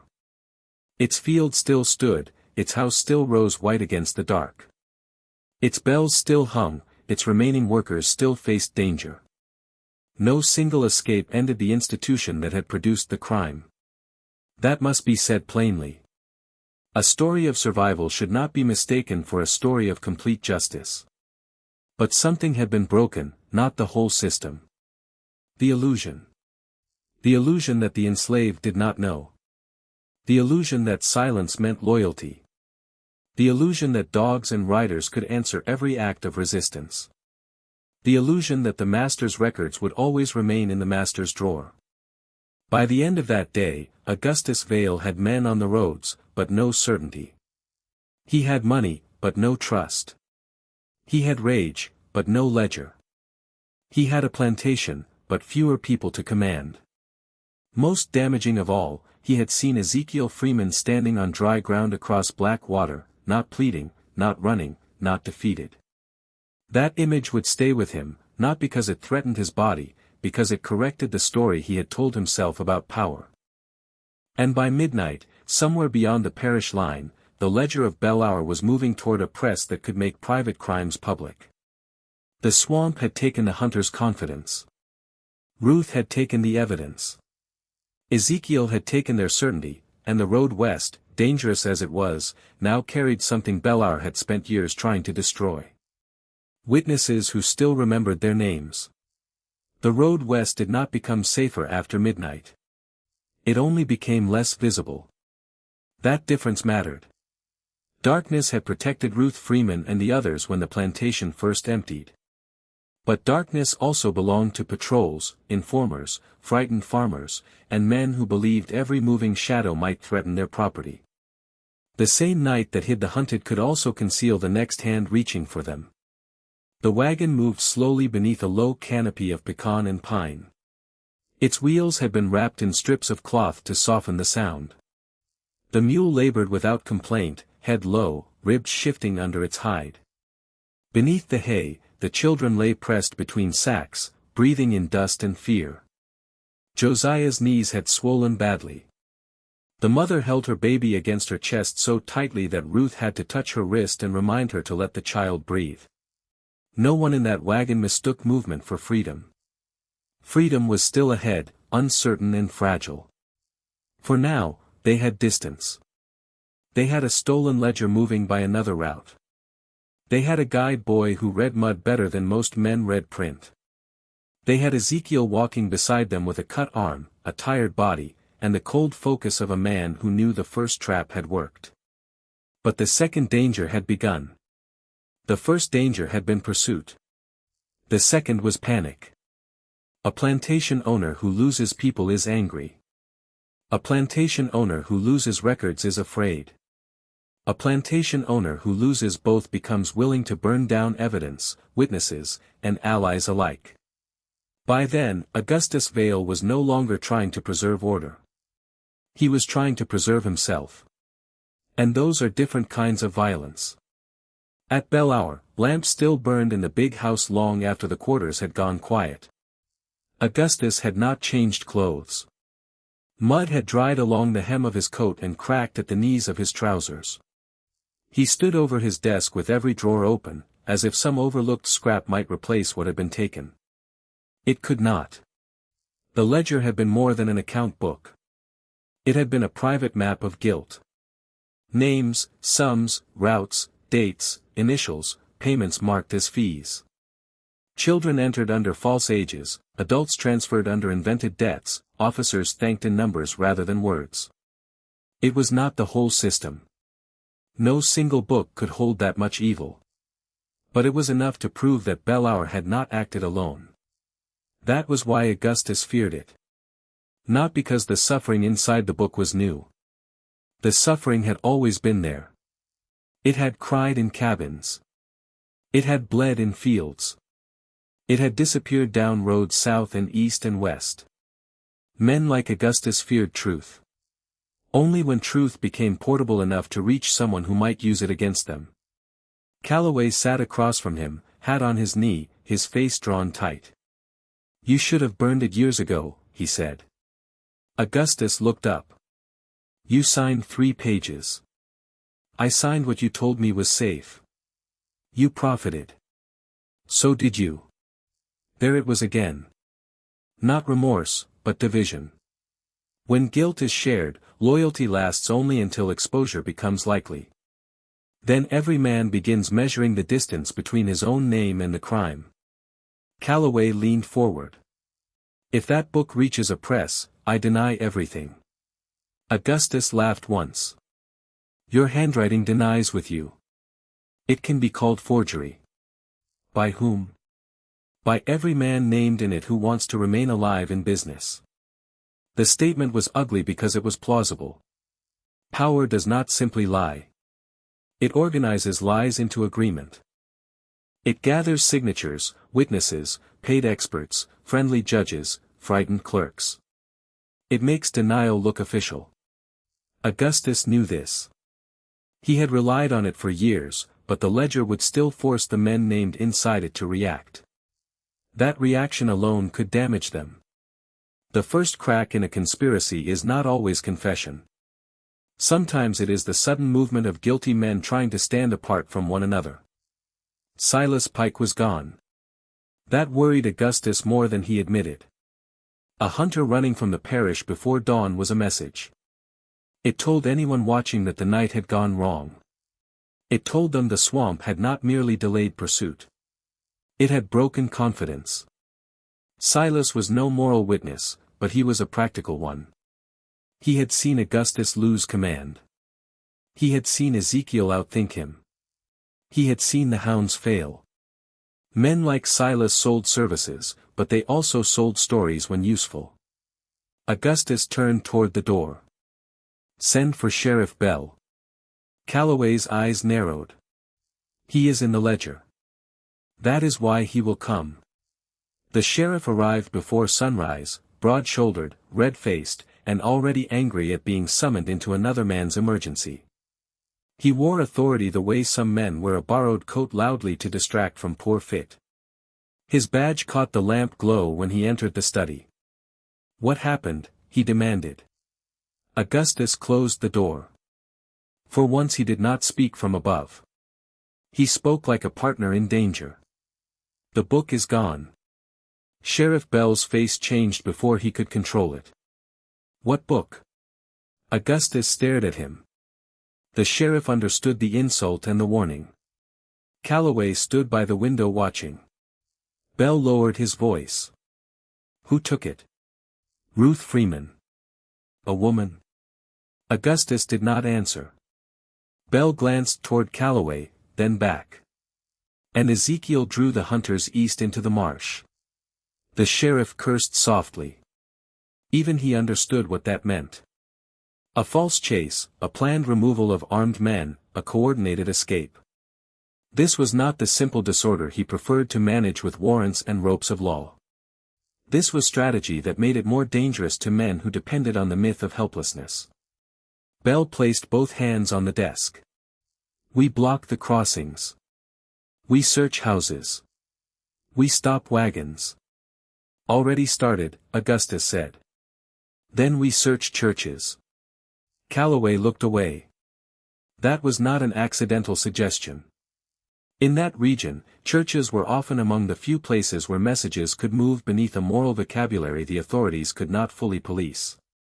Sermons, funerals, charity wagons, hymns, letters tucked into Bibles. Faith did not make every man brave or every congregation clean. But it gave some people a language beyond ownership. Sheriff Bell disliked any language he could not arrest. Augustus said, there is a printer in Baton Rouge. Bell's jaw worked. Alcott is connected. The sheriff nodded slowly. Then we do not chase the group. We chase the paper. That was the first competent thing anyone in that house had said since midnight, and it proved the fugitives had understood the conflict better than their pursuers. Ruth had not carried the ledger because it was sentimental. She had carried it because the people might be hunted individually, but evidence could move faster through hands, wagons, churches, and fear. The book was now the center of the battlefield. Far from Belle Hour, that same truth had already shaped the escape. The ledger was no longer in Ruth's possession. Avery had passed it to a gray-bearded rider near a burned mill, a man called Mr. Ian, who carried saddle bags filled with church pamphlets, receipts, and flower samples. The ledger had been divided before dawn, not physically torn apart, but copied in fragments from memory by those who had seen key pages, names repeated under breath, dates assigned to witnesses. Ruth herself had memorized 6 entries from the pages she had cleaned around for years. Jonah knew the symbol Augustus used beside children marked for private sale. Josiah remembered 2 names from the list because one belonged to the man who sold his daughter. That was the hidden strength of the plan. The book mattered. But the truth had already begun leaving the book. A system that tries to reduce people to property forgets that memory cannot be locked in a drawer forever. It can be punished. It can be frightened. It can be forced into silence. But under enough pressure, it becomes method. It becomes code. It becomes a woman remembering dates while scrubbing floors. It becomes an old man preserving names because names are all he has left to give. It becomes a child noticing marks beside entries no one expected him to understand. The wagon halted before dawn near a low creek bordered by willow. Ezekiel raised one hand. Everyone froze. Ahead on the road. A lantern moved, then another. Avery whispered. Patrol. Ruth slipped from the wagon without a sound. Ezekiel caught her arm. Stay with the others. They are not looking for the others first. He knew she was right. The sheriff would search for the ledger. The description would include Ruth. House servant, 29, dark dress, scar near left wrist from kitchen burn. Quiet disposition. That phrase again carrying its ignorance like perfume. Ruth removed her shawl and handed it to the mother in the wagon. Put this over your head. The woman stared. They'll think you're me.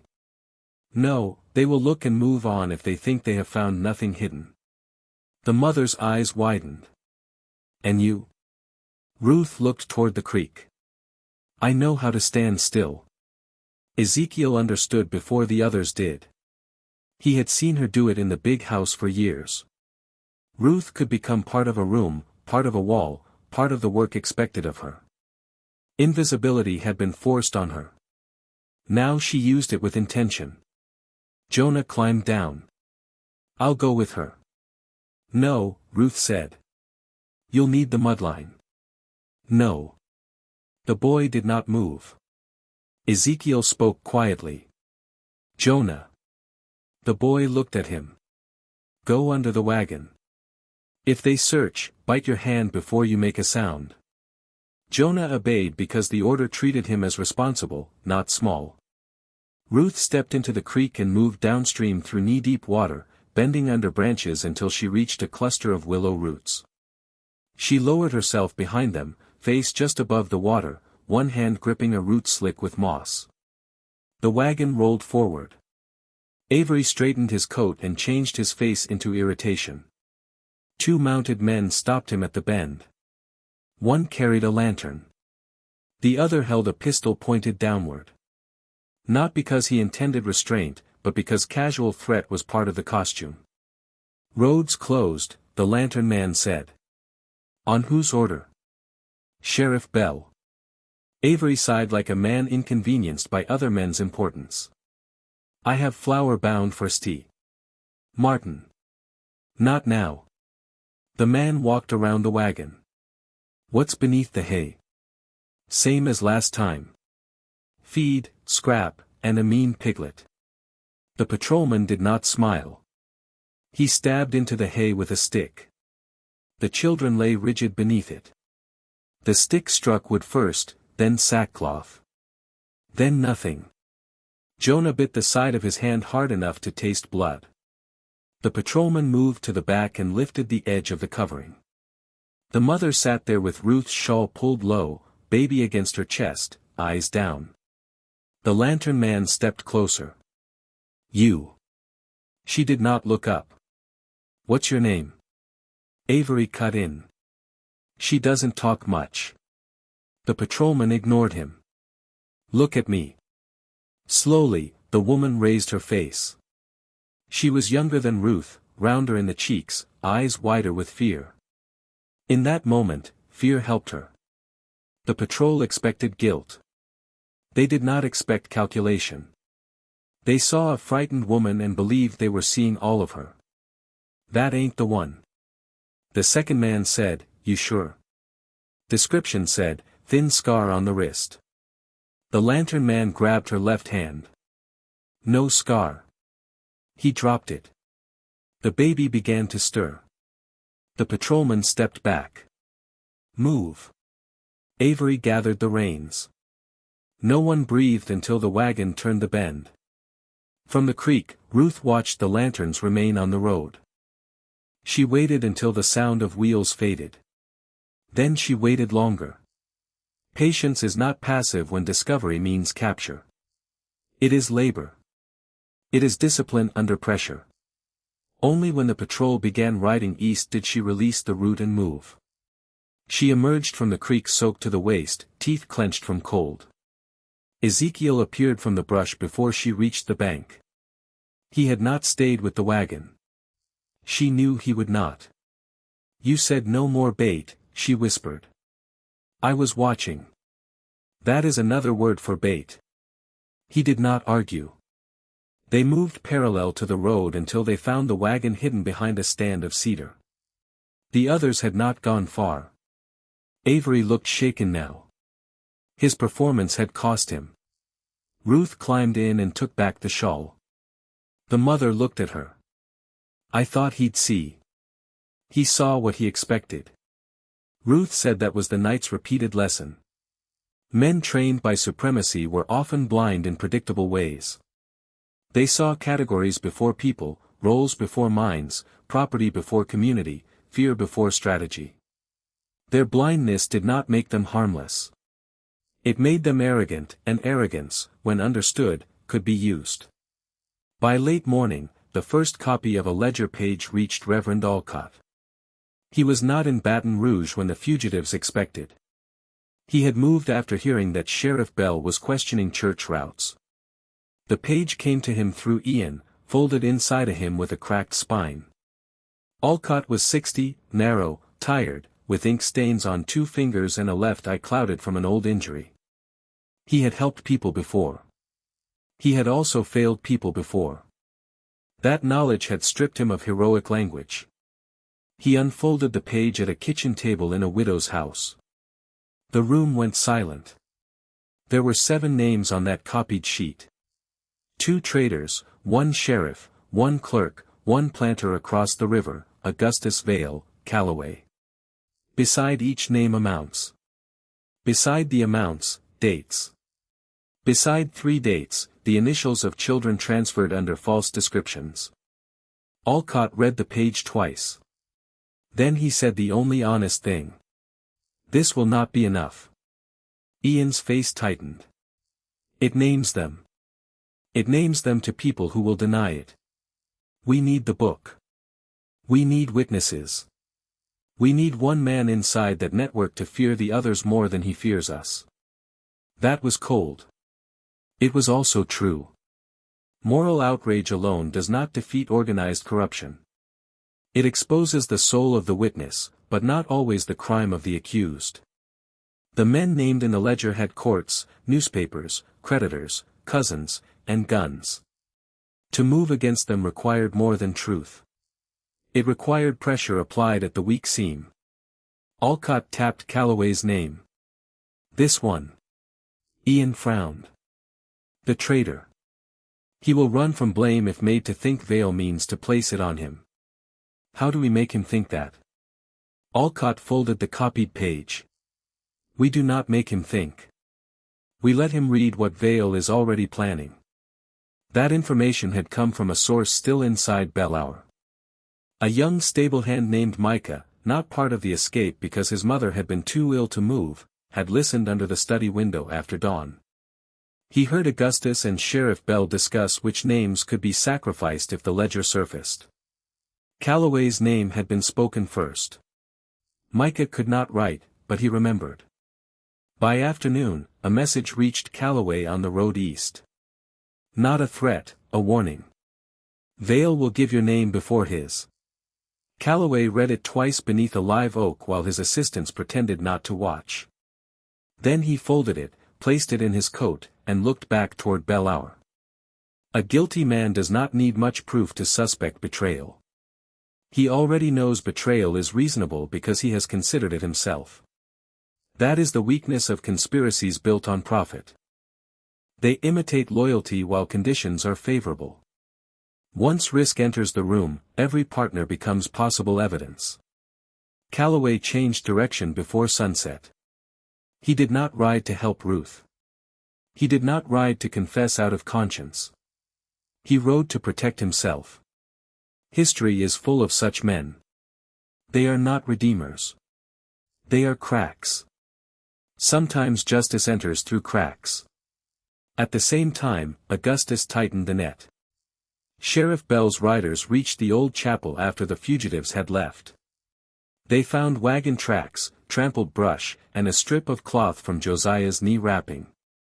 Bell held it between two fingers as if disgusted by the evidence of pain. They were here.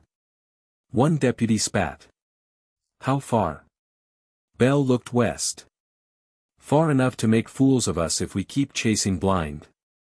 He ordered the chapel searched. Nothing. He ordered the storage pit opened, empty.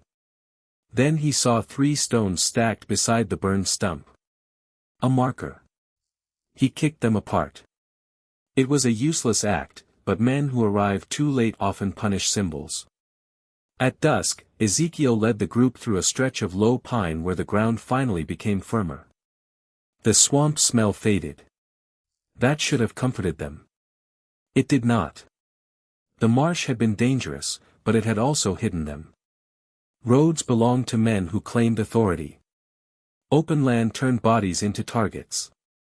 Ruth walked near the center now, no longer leading from the front. She watched everyone. The girl with the tin cup had begun to stumble from exhaustion. Isaac carried her for half a mile. Josiah rode in the wagon, feverish and angry at his own weakness. Jonah moved between Ezekiel and Ruth. Still studying ground, still silent. The boy had changed since the night before, not into a man. That phrase is used too easily, often to excuse what adults have forced children to endure. Jonah remained 12, tired, hungry, afraid, but others now looked to him before stepping. His knowledge had become visible, and visibility carried weight. Ezekiel noticed him looking east. Thinking about the bad water. Jonah nodded. They might have died. Maybe because of the path. Because they followed. The boy swallowed. I wanted them stopped. So did I. That wrong? Ezekiel took time before answering. It is wrong that they made stopping them necessary. Jonah looked at him. That ain't the same. No, Ezekiel said. It ain't. This was the moral line the story must not blur. The violence began long before the marsh. It began in the ownership claim, the sale list, the hounds, the locked drawer, the threatened families. Resistance did not create the crime. It interrupted it. Night fell colder than expected. Avery guided them to a barn owned by a free black cooper named Daniel Ree, whose name had been kept out of every written plan for his protection. The barn smelled of hay, old wood, and rain. For the first time since leaving Belle, the group stood under a roof without being counted by an overseer. No one relaxed at once. Safety felt suspicious. Daniel Ree closed the barn door and barred it from inside. You have until moonset, he said. Then you move again.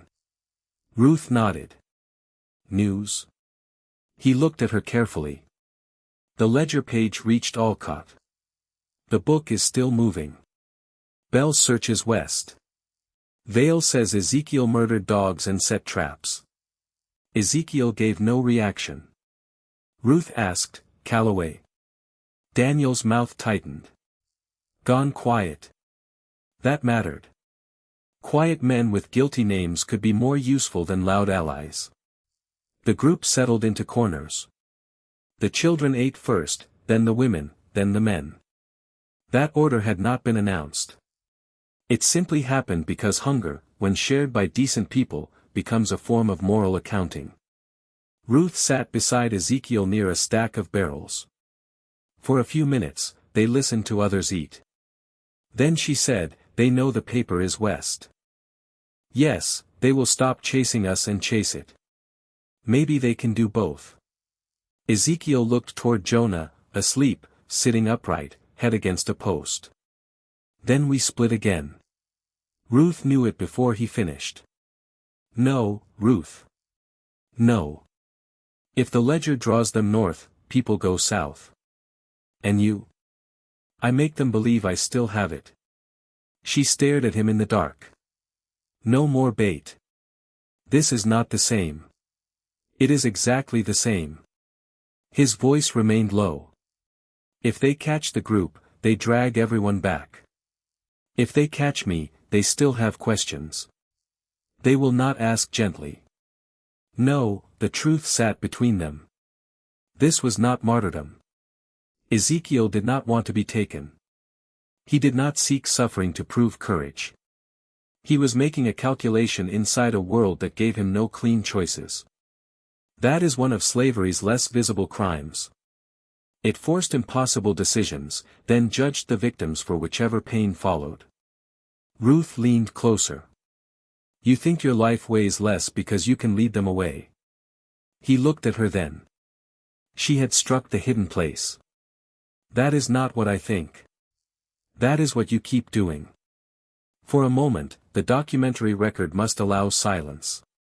Not because there is nothing to say, but because some truths arrive too bluntly for speech. Ruth had carried the ledger. Ezekiel had carried pursuit. Each had risked death. But sacrifice can become habit in people trained to believe survival must be purchased with pieces of themselves. Ruth refused to let that habit go unnamed. Before Ezekiel could answer, Daniel re-entered from the side door. "Riders on the south road," he whispered. The barn changed instantly. Food disappeared into bags. Children were lifted. The mother covered the baby. Isaac moved to the rear door. Avery reached for the reins. Daniel held up a hand. "Not patrol. One rider coming fast." Ezekiel stood. Ruth stood with him. Hooves approached, slowed, then stopped outside the barn. A voice called softly. "Re." Daniel did not answer. The voice came again. "I did not come for them." Daniel moved to a crack in the wood. His face shifted. "Calloway." Inside the barn, everyone went still. The trader stood outside in the moonlight, hat gone, coat dusty, one hand raised to show he held no weapon. That did not make him safe. It only made him aware of how unsafe he was. Daniel opened the door a few inches. "What do you want?" Calloway's eyes moved toward the darkness behind him. "Vale means to place the book on me if it surfaces." No one spoke. Ruth stepped forward from the shadows. Calloway saw her and understood at once who she was.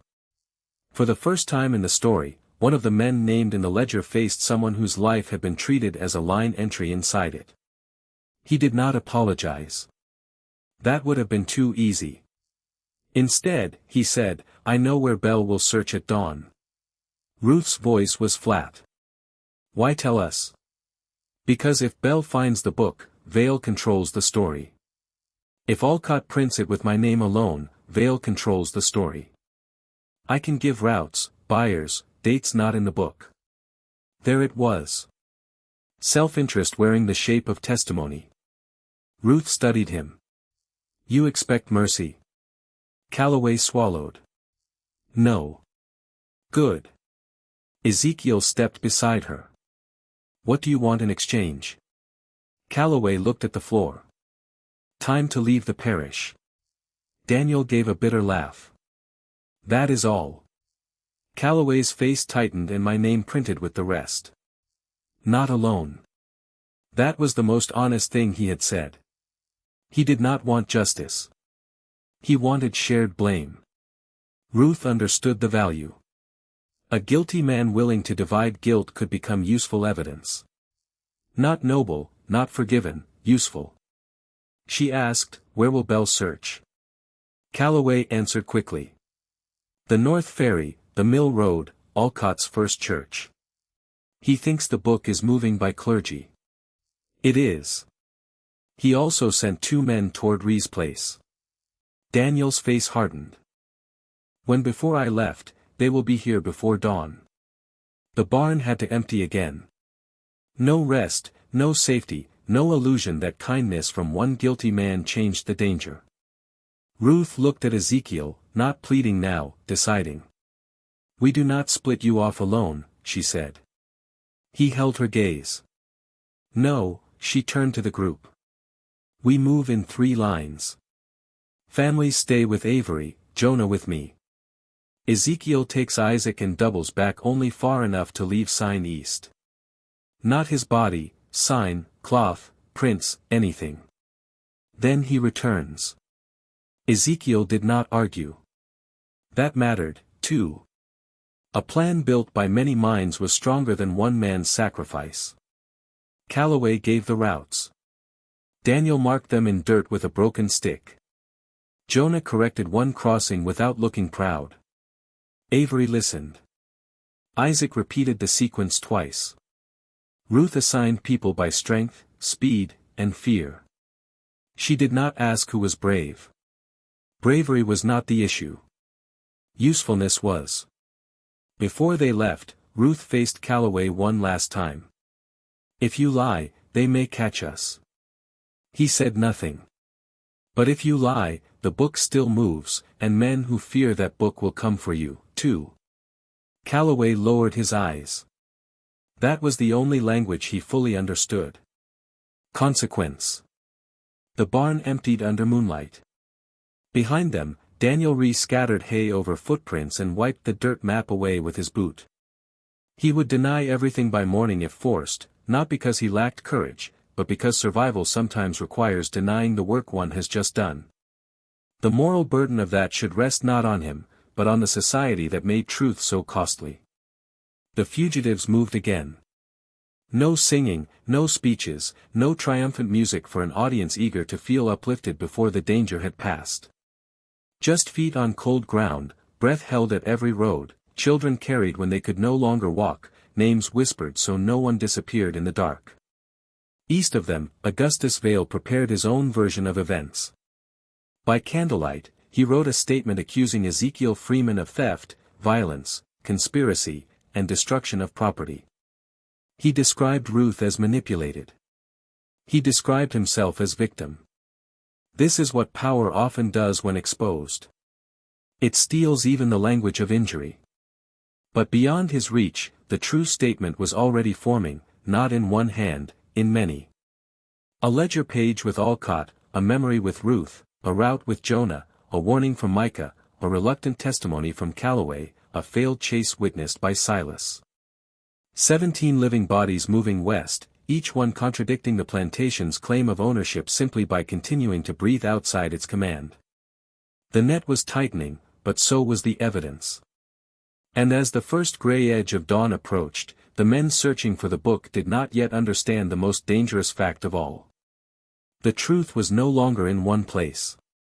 By dawn, the search for the ledger had become larger than the search for the people. That was the first sign that Bellar Plantation was losing control of its own story. Augustus Vail still told himself he was hunting fugitives. Sheriff Bell still called it a matter of law. Calloway still pretended his late-night betrayal had been a practical adjustment, not fear dressed as strategy. But beneath every order, every rider sent down a road, every question forced on a farmer or a preacher, the truth had changed shape. They were not chasing bodies anymore. They were chasing evidence. And evidence moves differently from flesh. A person must sleep. A person must eat. A child cries. An old man limps. A mother weakens under the weight of a baby. A man with a cut arm leaves blood on leaves if he is careless.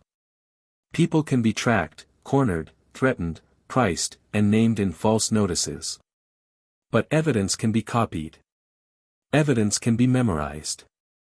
Evidence can be folded into a hymn, hidden beneath flour, carried by a rider who does not know the whole route, repeated by a child who cannot read, but remembers marks spoken by an old man who has nothing left to lose but the names of those already taken from him. That was what Augustus had failed to understand. He believed the ledger was a single object. Ruth Freeman had made it a contagion. The first riders sent from Belleau reached Daniel Rhee's barn just after sunrise. They found the doors open, the hay disturbed, and the air still warm with the presence of people who had left not long before. One rider kicked through the straw and found a strip of cloth. Another searched the loft. Sheriff Bell walked the floor slowly, reading absence with the resentment of a man who had arrived after the truth had moved on. Daniel Rhee stood outside with both hands visible. He had prepared his face before they arrived. Not innocent. Innocence invites argument. Not frightened. Fear invites pressure.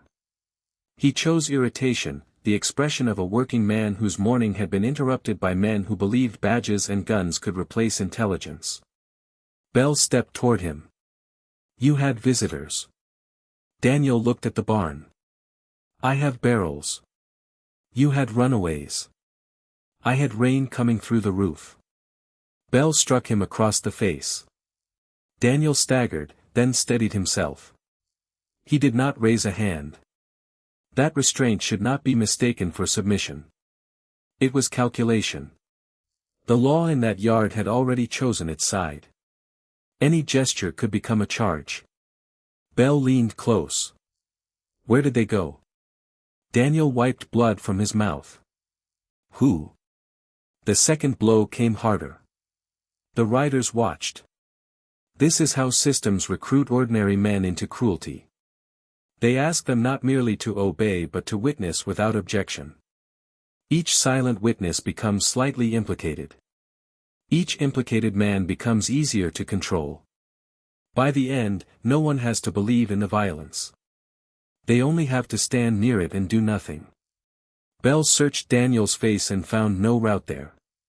So, he turned to the ground. Hoof marks, wool tracks, too many directions. Someone had dragged brush behind the wagon for 20 yards before lifting it. Someone else had walked backward near the creek bed. The fugitives had left sign east and gone south, then split again. The confusion was not perfect, but it was enough to cost time, and time was now the only wealth Ruth's people possessed. South of the barn, Ezekiel Freeman moved through pine shadow with Isaac and two younger men. Their task was not to escape fastest. It was to create noise in the wrong direction. They tore cloth on branches. They pressed false prints into wet soil. Ezekiel cut his own bandage and tied a blood-marked strip to a low bush near an eastern trail, then circled back over stones. Isaac watched him. You keep leaving pieces of yourself behind. Ezekiel did not stop. Better cloth than bodies. That ain't what I mean. Ezekiel looked at him. Then Isaac's face was drawn from exhaustion, but his eyes were clear. Ruth is right. Ezekiel said, you keep making yourself the road. For a moment, the only sound was wind in the pine needles. Ezekiel turned back to the trail. Then make sure the road leads somewhere. The answer was not denial. It was the language of a man who had lived too long under conditions where personal survival and collective survival were made to compete. That was another crime rarely written down, forcing people to measure their own lives against the chance of saving others, then calling the cost courage. Isaac said nothing more. He followed. Farther south, Ruth led the main group along a shallow creek where water erased footprints almost as quickly as they formed. Jonah walked ahead carrying Daniel Rhee's broken stick. He no longer looked like a boy merely helping adults. He looked like someone bearing a kind of knowledge that had become too visible to ignore. That visibility frightened Ruth. A child seen as useful by friends could become a target for enemies. The system that dismissed Jonah yesterday might mark him dangerous tomorrow. Intelligence in a black child was tolerated only when it served labor. When it served freedom, it became a threat. Jonah stopped near a bend. Not the creek anymore. Ruth crouched beside him. Why? He pointed to a line of foam caught against reeds. Water's moving wrong. There's a drop ahead. Rocks. Wagon can't pass.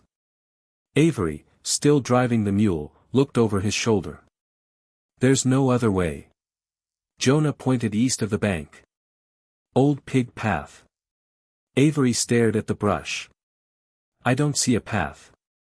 You're not supposed to. Ruth stood. We take it. No one argued. That was new. The night before, some had followed Jonah because Ruth ordered it. Now they followed because he had been right too many times. The boys stepped into the brush and found a narrow passage half covered by vines. The wagon could not enter fully, so they unloaded the weakest first. Josiah leaned on Isaac's cousin when he returned from the false trail. The mother carried the baby. The girl with the tin cup walked with one hand on Ruth's skirt. The mule had to be led without the wagon for a stretch. Avery resisted leaving it. That wagon is cover. It is also a sign, Ruth said. He looked back at the creek. She was right. Wheels told stories. Sometimes too clearly. They stripped what they could carry. Water, cloth, a small sack of cornmeal, 2 blankets, a tin cup, a dull knife, 1 lantern without oil, and a coil of rope. Everything else stayed beneath the trees. Avery removed the mule's harness and slapped the animal lightly toward the creek road. Where will it go? Jonah asked. Somewhere men will follow. The mule wandered west, dragging enough trace of the wagon to give Bell's riders another lie to believe. The group entered the pig path single file. Branches scratched their faces. Mud gripped their ankles. No one spoke above a whisper. The path was not long, but it forced them into a rhythm of complete dependence. One person bent a branch and held it. The next passed. Someone lifted the children over a root. Someone steadied Josiah. Someone covered the baby's mouth when a crow burst from the brush. Freedom in that hour was not an idea. It was logistics. A hand. A warning. A lifted foot, a swallowed cough, a decision not to leave the slowest person behind. By mid-morning, Sheriff Bell found the abandoned wagon. He smiled too soon.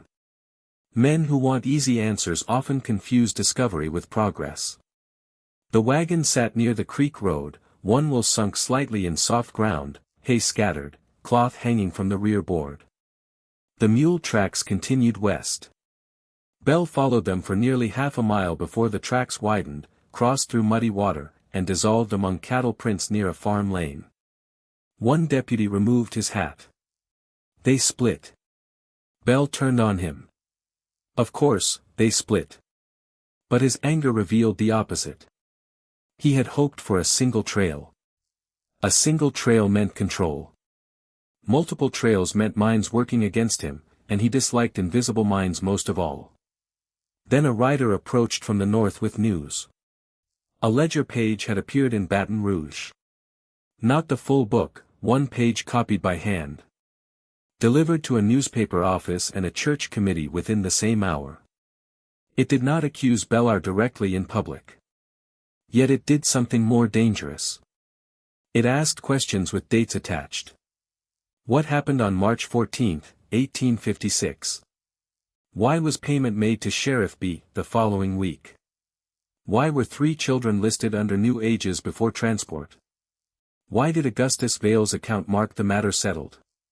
Questions can be sharper than declarations when guilty men already know the answers. Bell read the copied sheet and folded it slowly.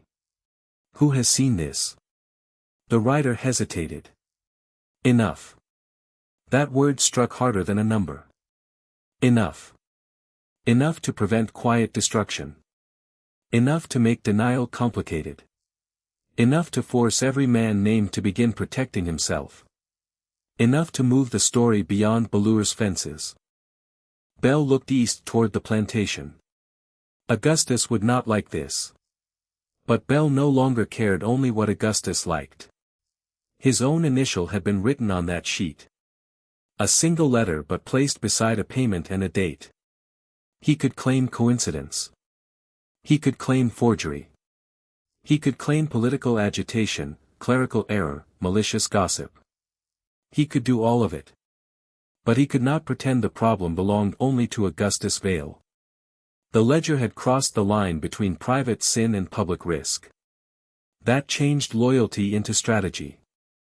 At bell hour, Augustus received the news from Calloway himself. The traitor had returned by noon, not as ally, not as friend, but as a man who wanted a seat at the table before blame was distributed without him. He found Augustus in the study with 2 neighboring planters and a clerk from the parish office. All 3 stopped speaking when he entered. Calloway noticed. Guilty men always hear silence as evidence. Augustus stood. You should be on the road. I was. Then why are you here? Calloway placed a folded notice on the desk. Because your book is already speaking. The clerk snatched it first, read it, and went pale. One planter cursed, the other walked to the window. Augustus read without moving his lips. His face became still in a way that made the room more dangerous. Forgery, he said. No one answered quickly enough. He looked up. I said it is forgery. The clerk swallowed. Then we say so. Who is we? That was Calloway. The question was quiet. Everyone turned. Calloway did not sit. He kept his hat in one hand, his other hand near his coat pocket where a pistol might have been or might not. His courage was not moral. It was cornered. If this becomes a case, he said, each man will say the page is false until someone offers a name to save himself. I will not be the name. Augustus's eyes narrowed. You threaten me in my house. I remind you that your handwriting is in that ledger more than mine. The clerk stepped back from the desk. There it was, the fracture made visible. The book had not yet appeared in full, and already the men who built the system together were preparing separate exits. They had believed the ledger was a tool of mutual protection. It had become a mirror, and each man saw another coward looking back. Augustus lowered the paper. Find Ruth Freeman. No one missed the shift. Not find the book. Find Ruth.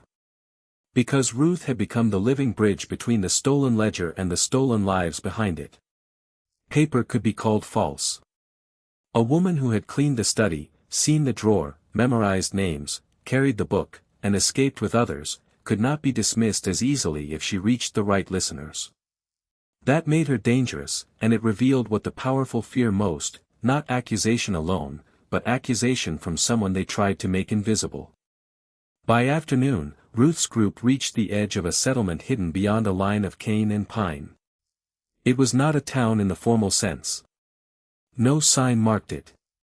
No official map admitted it. A few cabins, a cooper shed, a smokehouse, a small burial ground, and a prayer house with no bell. Free black families lived there with caution sharpened by necessity. Some had papers. Some had relatives still enslaved. Some had changed names more than once. All understood that legality was not the same as safety. An older woman named Maria Bell, not related to the sheriff and quick to say so, met them near the tree lean. She looked at Ruth first. You the one from Bell Hour? Yes. You bring trouble? Yes. Maria nodded. Good. Trouble was coming anyway. That was not welcome in the soft sense. It was recognition. Communities like hers survived by telling the truth quickly. Sentiment wasted time. Denial killed people. The fugitives were divided among cabins. Children first. Josiah was laid on a table while a woman washed his swollen knees. The mother and baby were taken to a back room with quilts hung over the windows. Avery was given water, but not trust. Ezekiel stood near the door until Mariah ordered him to sit. "You bleeding on my floor?" He sat. Ruth did not. She asked, "Where is the ledger?" Mariah looked at her for a long moment. "Not here." "Where?" "Moving with who?" "People who know not to tell me." Ruth accepted that compartmentalization had become protection. No one carried the whole story. Now that was how the story survived. Mariah handed Ruth a cup. "Drink." Ruth did, and only then realized how thirsty she was. Jonah stood in the doorway, staring toward the burial ground. Mariah followed his gaze. "That boy yours?" "No. Looks like he belongs to the road." Ruth looked at him. "He belongs to himself." Mariah gave a short nod. That is the first hard lesson. Inside the settlement for 2 hours, the fugitives became people again in small practical ways. Feet washed, cuts bound, food divided, names exchanged. Not all names were real. That was understood. A child slept with bread still in her hand. Isaac leaned against a wall and wept silently, not from despair, but because his body had finally found a place where it could stop pretending. Ezekiel sat while an old man stitched his forearm. The needle went in and out. "You led them into Black Heron?" the old man asked. "Yes." "Hunters?" "Yes." "Dogs?" "Yes." The old man tied the thread. "Good." Ezekiel looked at him. The old man did not smile. Not because they suffered, because they learned the world has places that will not serve them. That was the clearest sermon spoken that day. Outside, Ruth stood with Jonah near the burial ground. Wooden markers leaned in rows, many without full names, some marked only with initials, some with carved symbols, a small bird, a crescent, a hand, a cross. Memory had survived where paperwork had refused it. Jonah pointed to one marker shaped with 3 lines. "What does that mean?" Mariah, standing behind them, answered. "Child taken before she was named in church records." Her mother marked 3 lines because she lived 3 days. Jonah looked down. "Do they know her name?" Her mother did. "Is that enough?" Mariah's voice hardened softly. It had to be. "But no, child. It was never enough." Ruth closed her eyes. That was why the ledger mattered. Not because paper was sacred, because stolen people had been denied records, except when records served sale, labor, punishment, or debt. To write a name truthfully inside a hostile world was an act of defiance. To preserve a name was to deny the thief's final victory. A rider arrived before sunset, not with panic, with urgency. Alcott had the full ledger. For a moment, Ruth did not move. The word seemed too large to enter the air. The full ledger. Ian had delivered it to a safe press outside Baton Rouge after changing horses twice and passing through a German printer shop that owed Alcott a favor from years before. Copies of the most dangerous pages were already being made. One had gone to a northern paper, one to a church committee, one to a lawyer known for taking cases others called impossible. Another, by Alcott's instruction, had been sealed and hidden where no single raid could recover it. Ruth listened without expression until the writer finished. Then she asked, "Did he read the page with the children?" The writer nodded. "All of it?" "Yes." Her face did not soften. "Good." That single word carried more grief than celebration. The truth had survived the first pursuit. Now the next question began. What would people do with it? Because exposure is not justice by itself. It is only the door being forced open. Many will stand outside that door and complain about the noise. Some will say the timing is inconvenient. Some will ask whether the document is authentic while ignoring the living witnesses. Some will demand calm from the injured and patience from the hunted. Some will pity the guilty for losing reputation before they pity the victims for losing families. The narrator must say plainly, such reactions are not neutrality. They are protection for the powerful. At bell hour, the powerful were already protecting themselves. By evening, Sheriff Bell returned with riders, but no fugitives. Augustus met him in the yard. "You failed." Bell dismounted slowly. "You lost them before I was called. You let them pass. You kept a book with my mark in it." The yard went still. The remaining workers heard the words. So did Calloway. So did the clerk. So did two riders who would repeat it later for their own reasons. Augustus stepped closer. "Careful." Bell's hand moved near his pistol. "No, you be careful. If I fall, I do not fall alone." That was the collapse beginning, not noble confession, not justice yet. Mutual threat, the guilty turning on one another because the hidden record had made silence expensive. Calloway stood near the porch, watching the planter and sheriff measure betrayal in the open air. He looked older than he had the day before. The clerk whispered, "What do we do?" No one answered. For years, Bell Hour had survived because everyone knew his role. Master, trader, sheriff, clerk, hunter, overseer, worker, servant, child. Each role enforced by law, money, violence, and habit. Now the roles were shifting. The sheriff was exposed. The trader was frightened. The clerk was implicated. The master was vulnerable. The servant had become witness. The guide had become strategist. The child had become mapmaker. And the people marked for sale had become a moving testimony that no record could fully control. That night Ruth finally slept for 1 hour.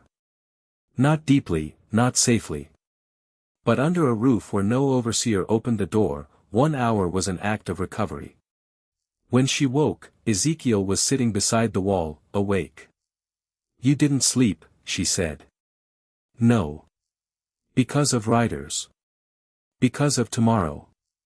She sat up. "What happens tomorrow?"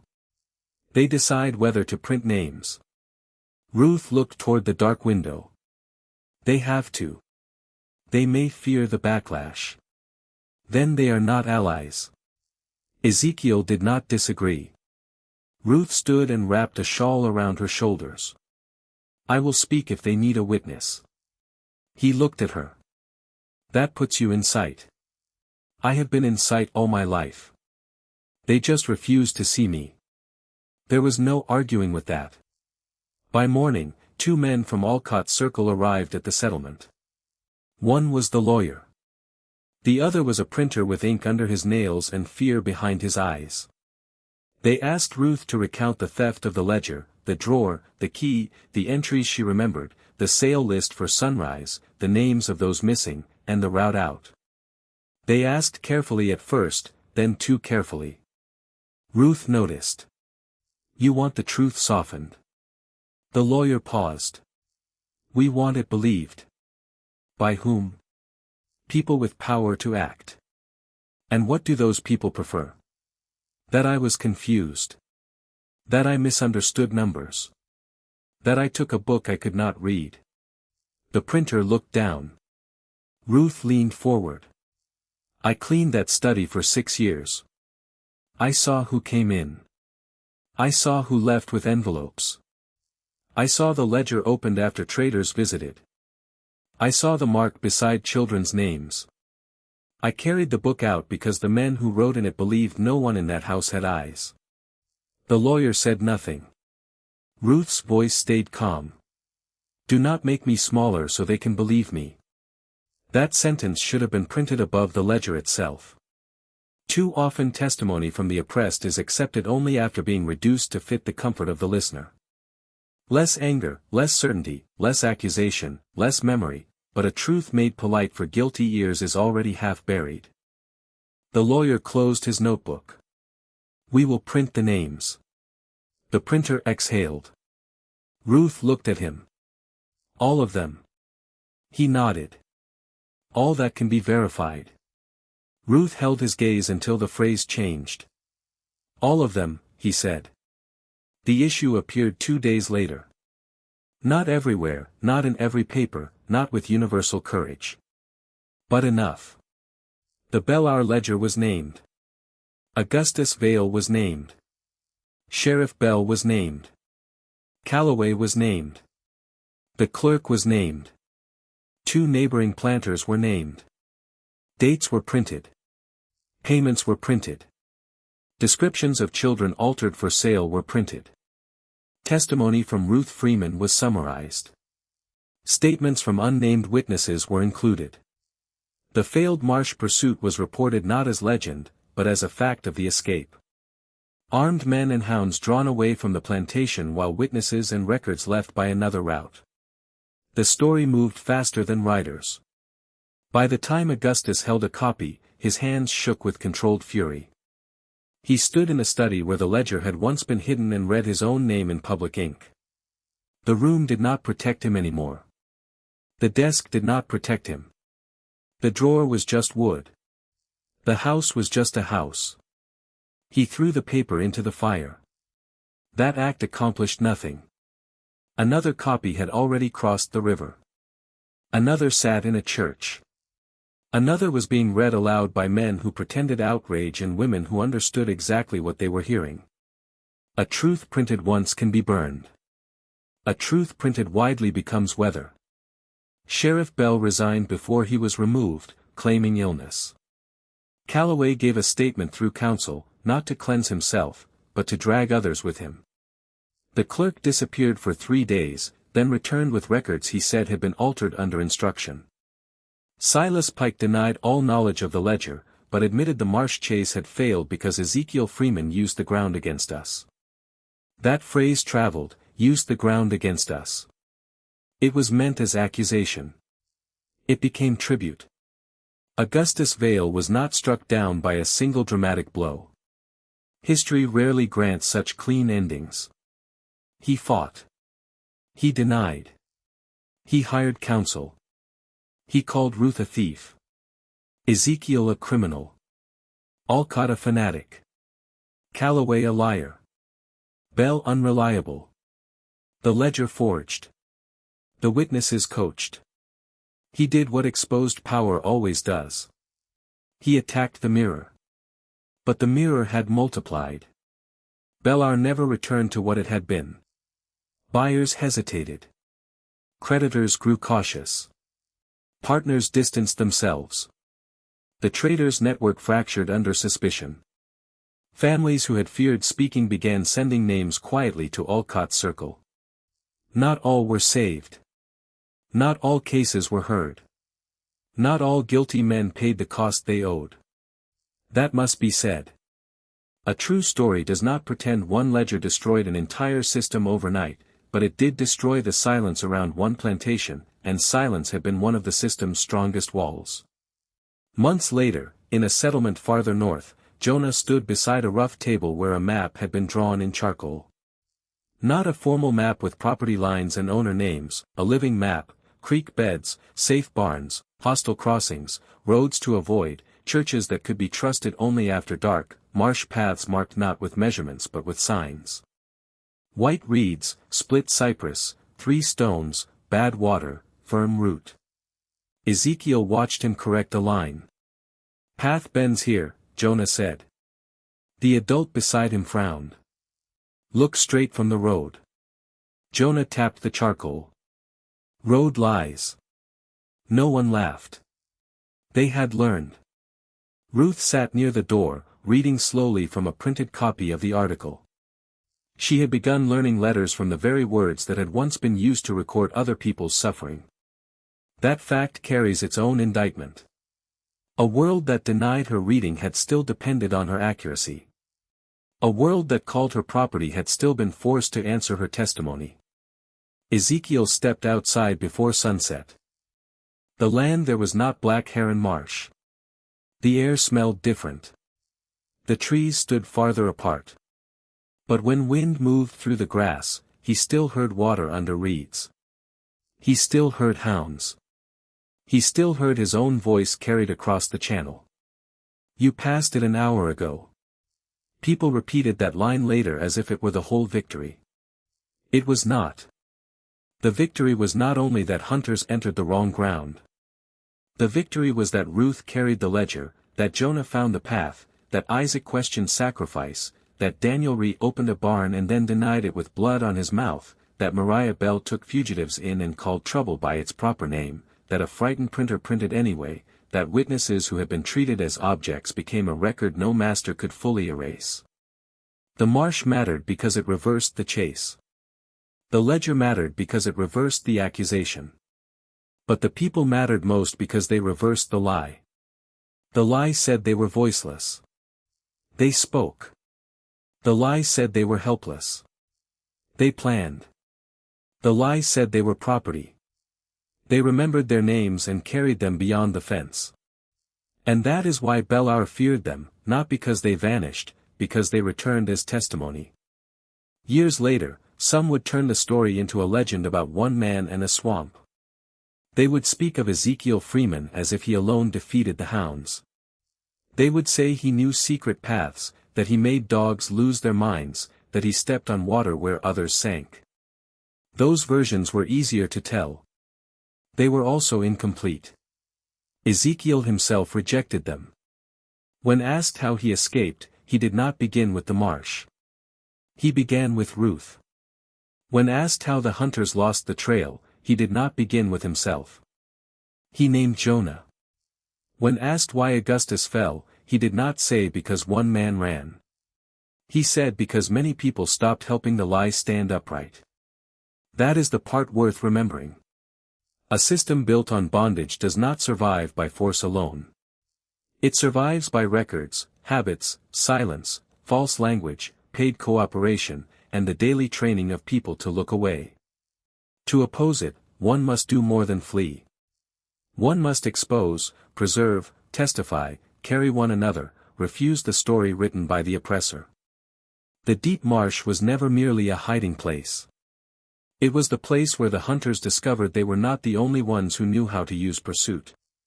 It was the place where dominance became disorientation.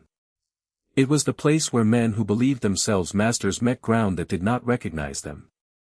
But the final lesson did not belong to the mud. It belonged to the people who crossed it. They understood that survival is not passive. It is a discipline. It is memory under threat. It is strategy born in places where open resistance is punished.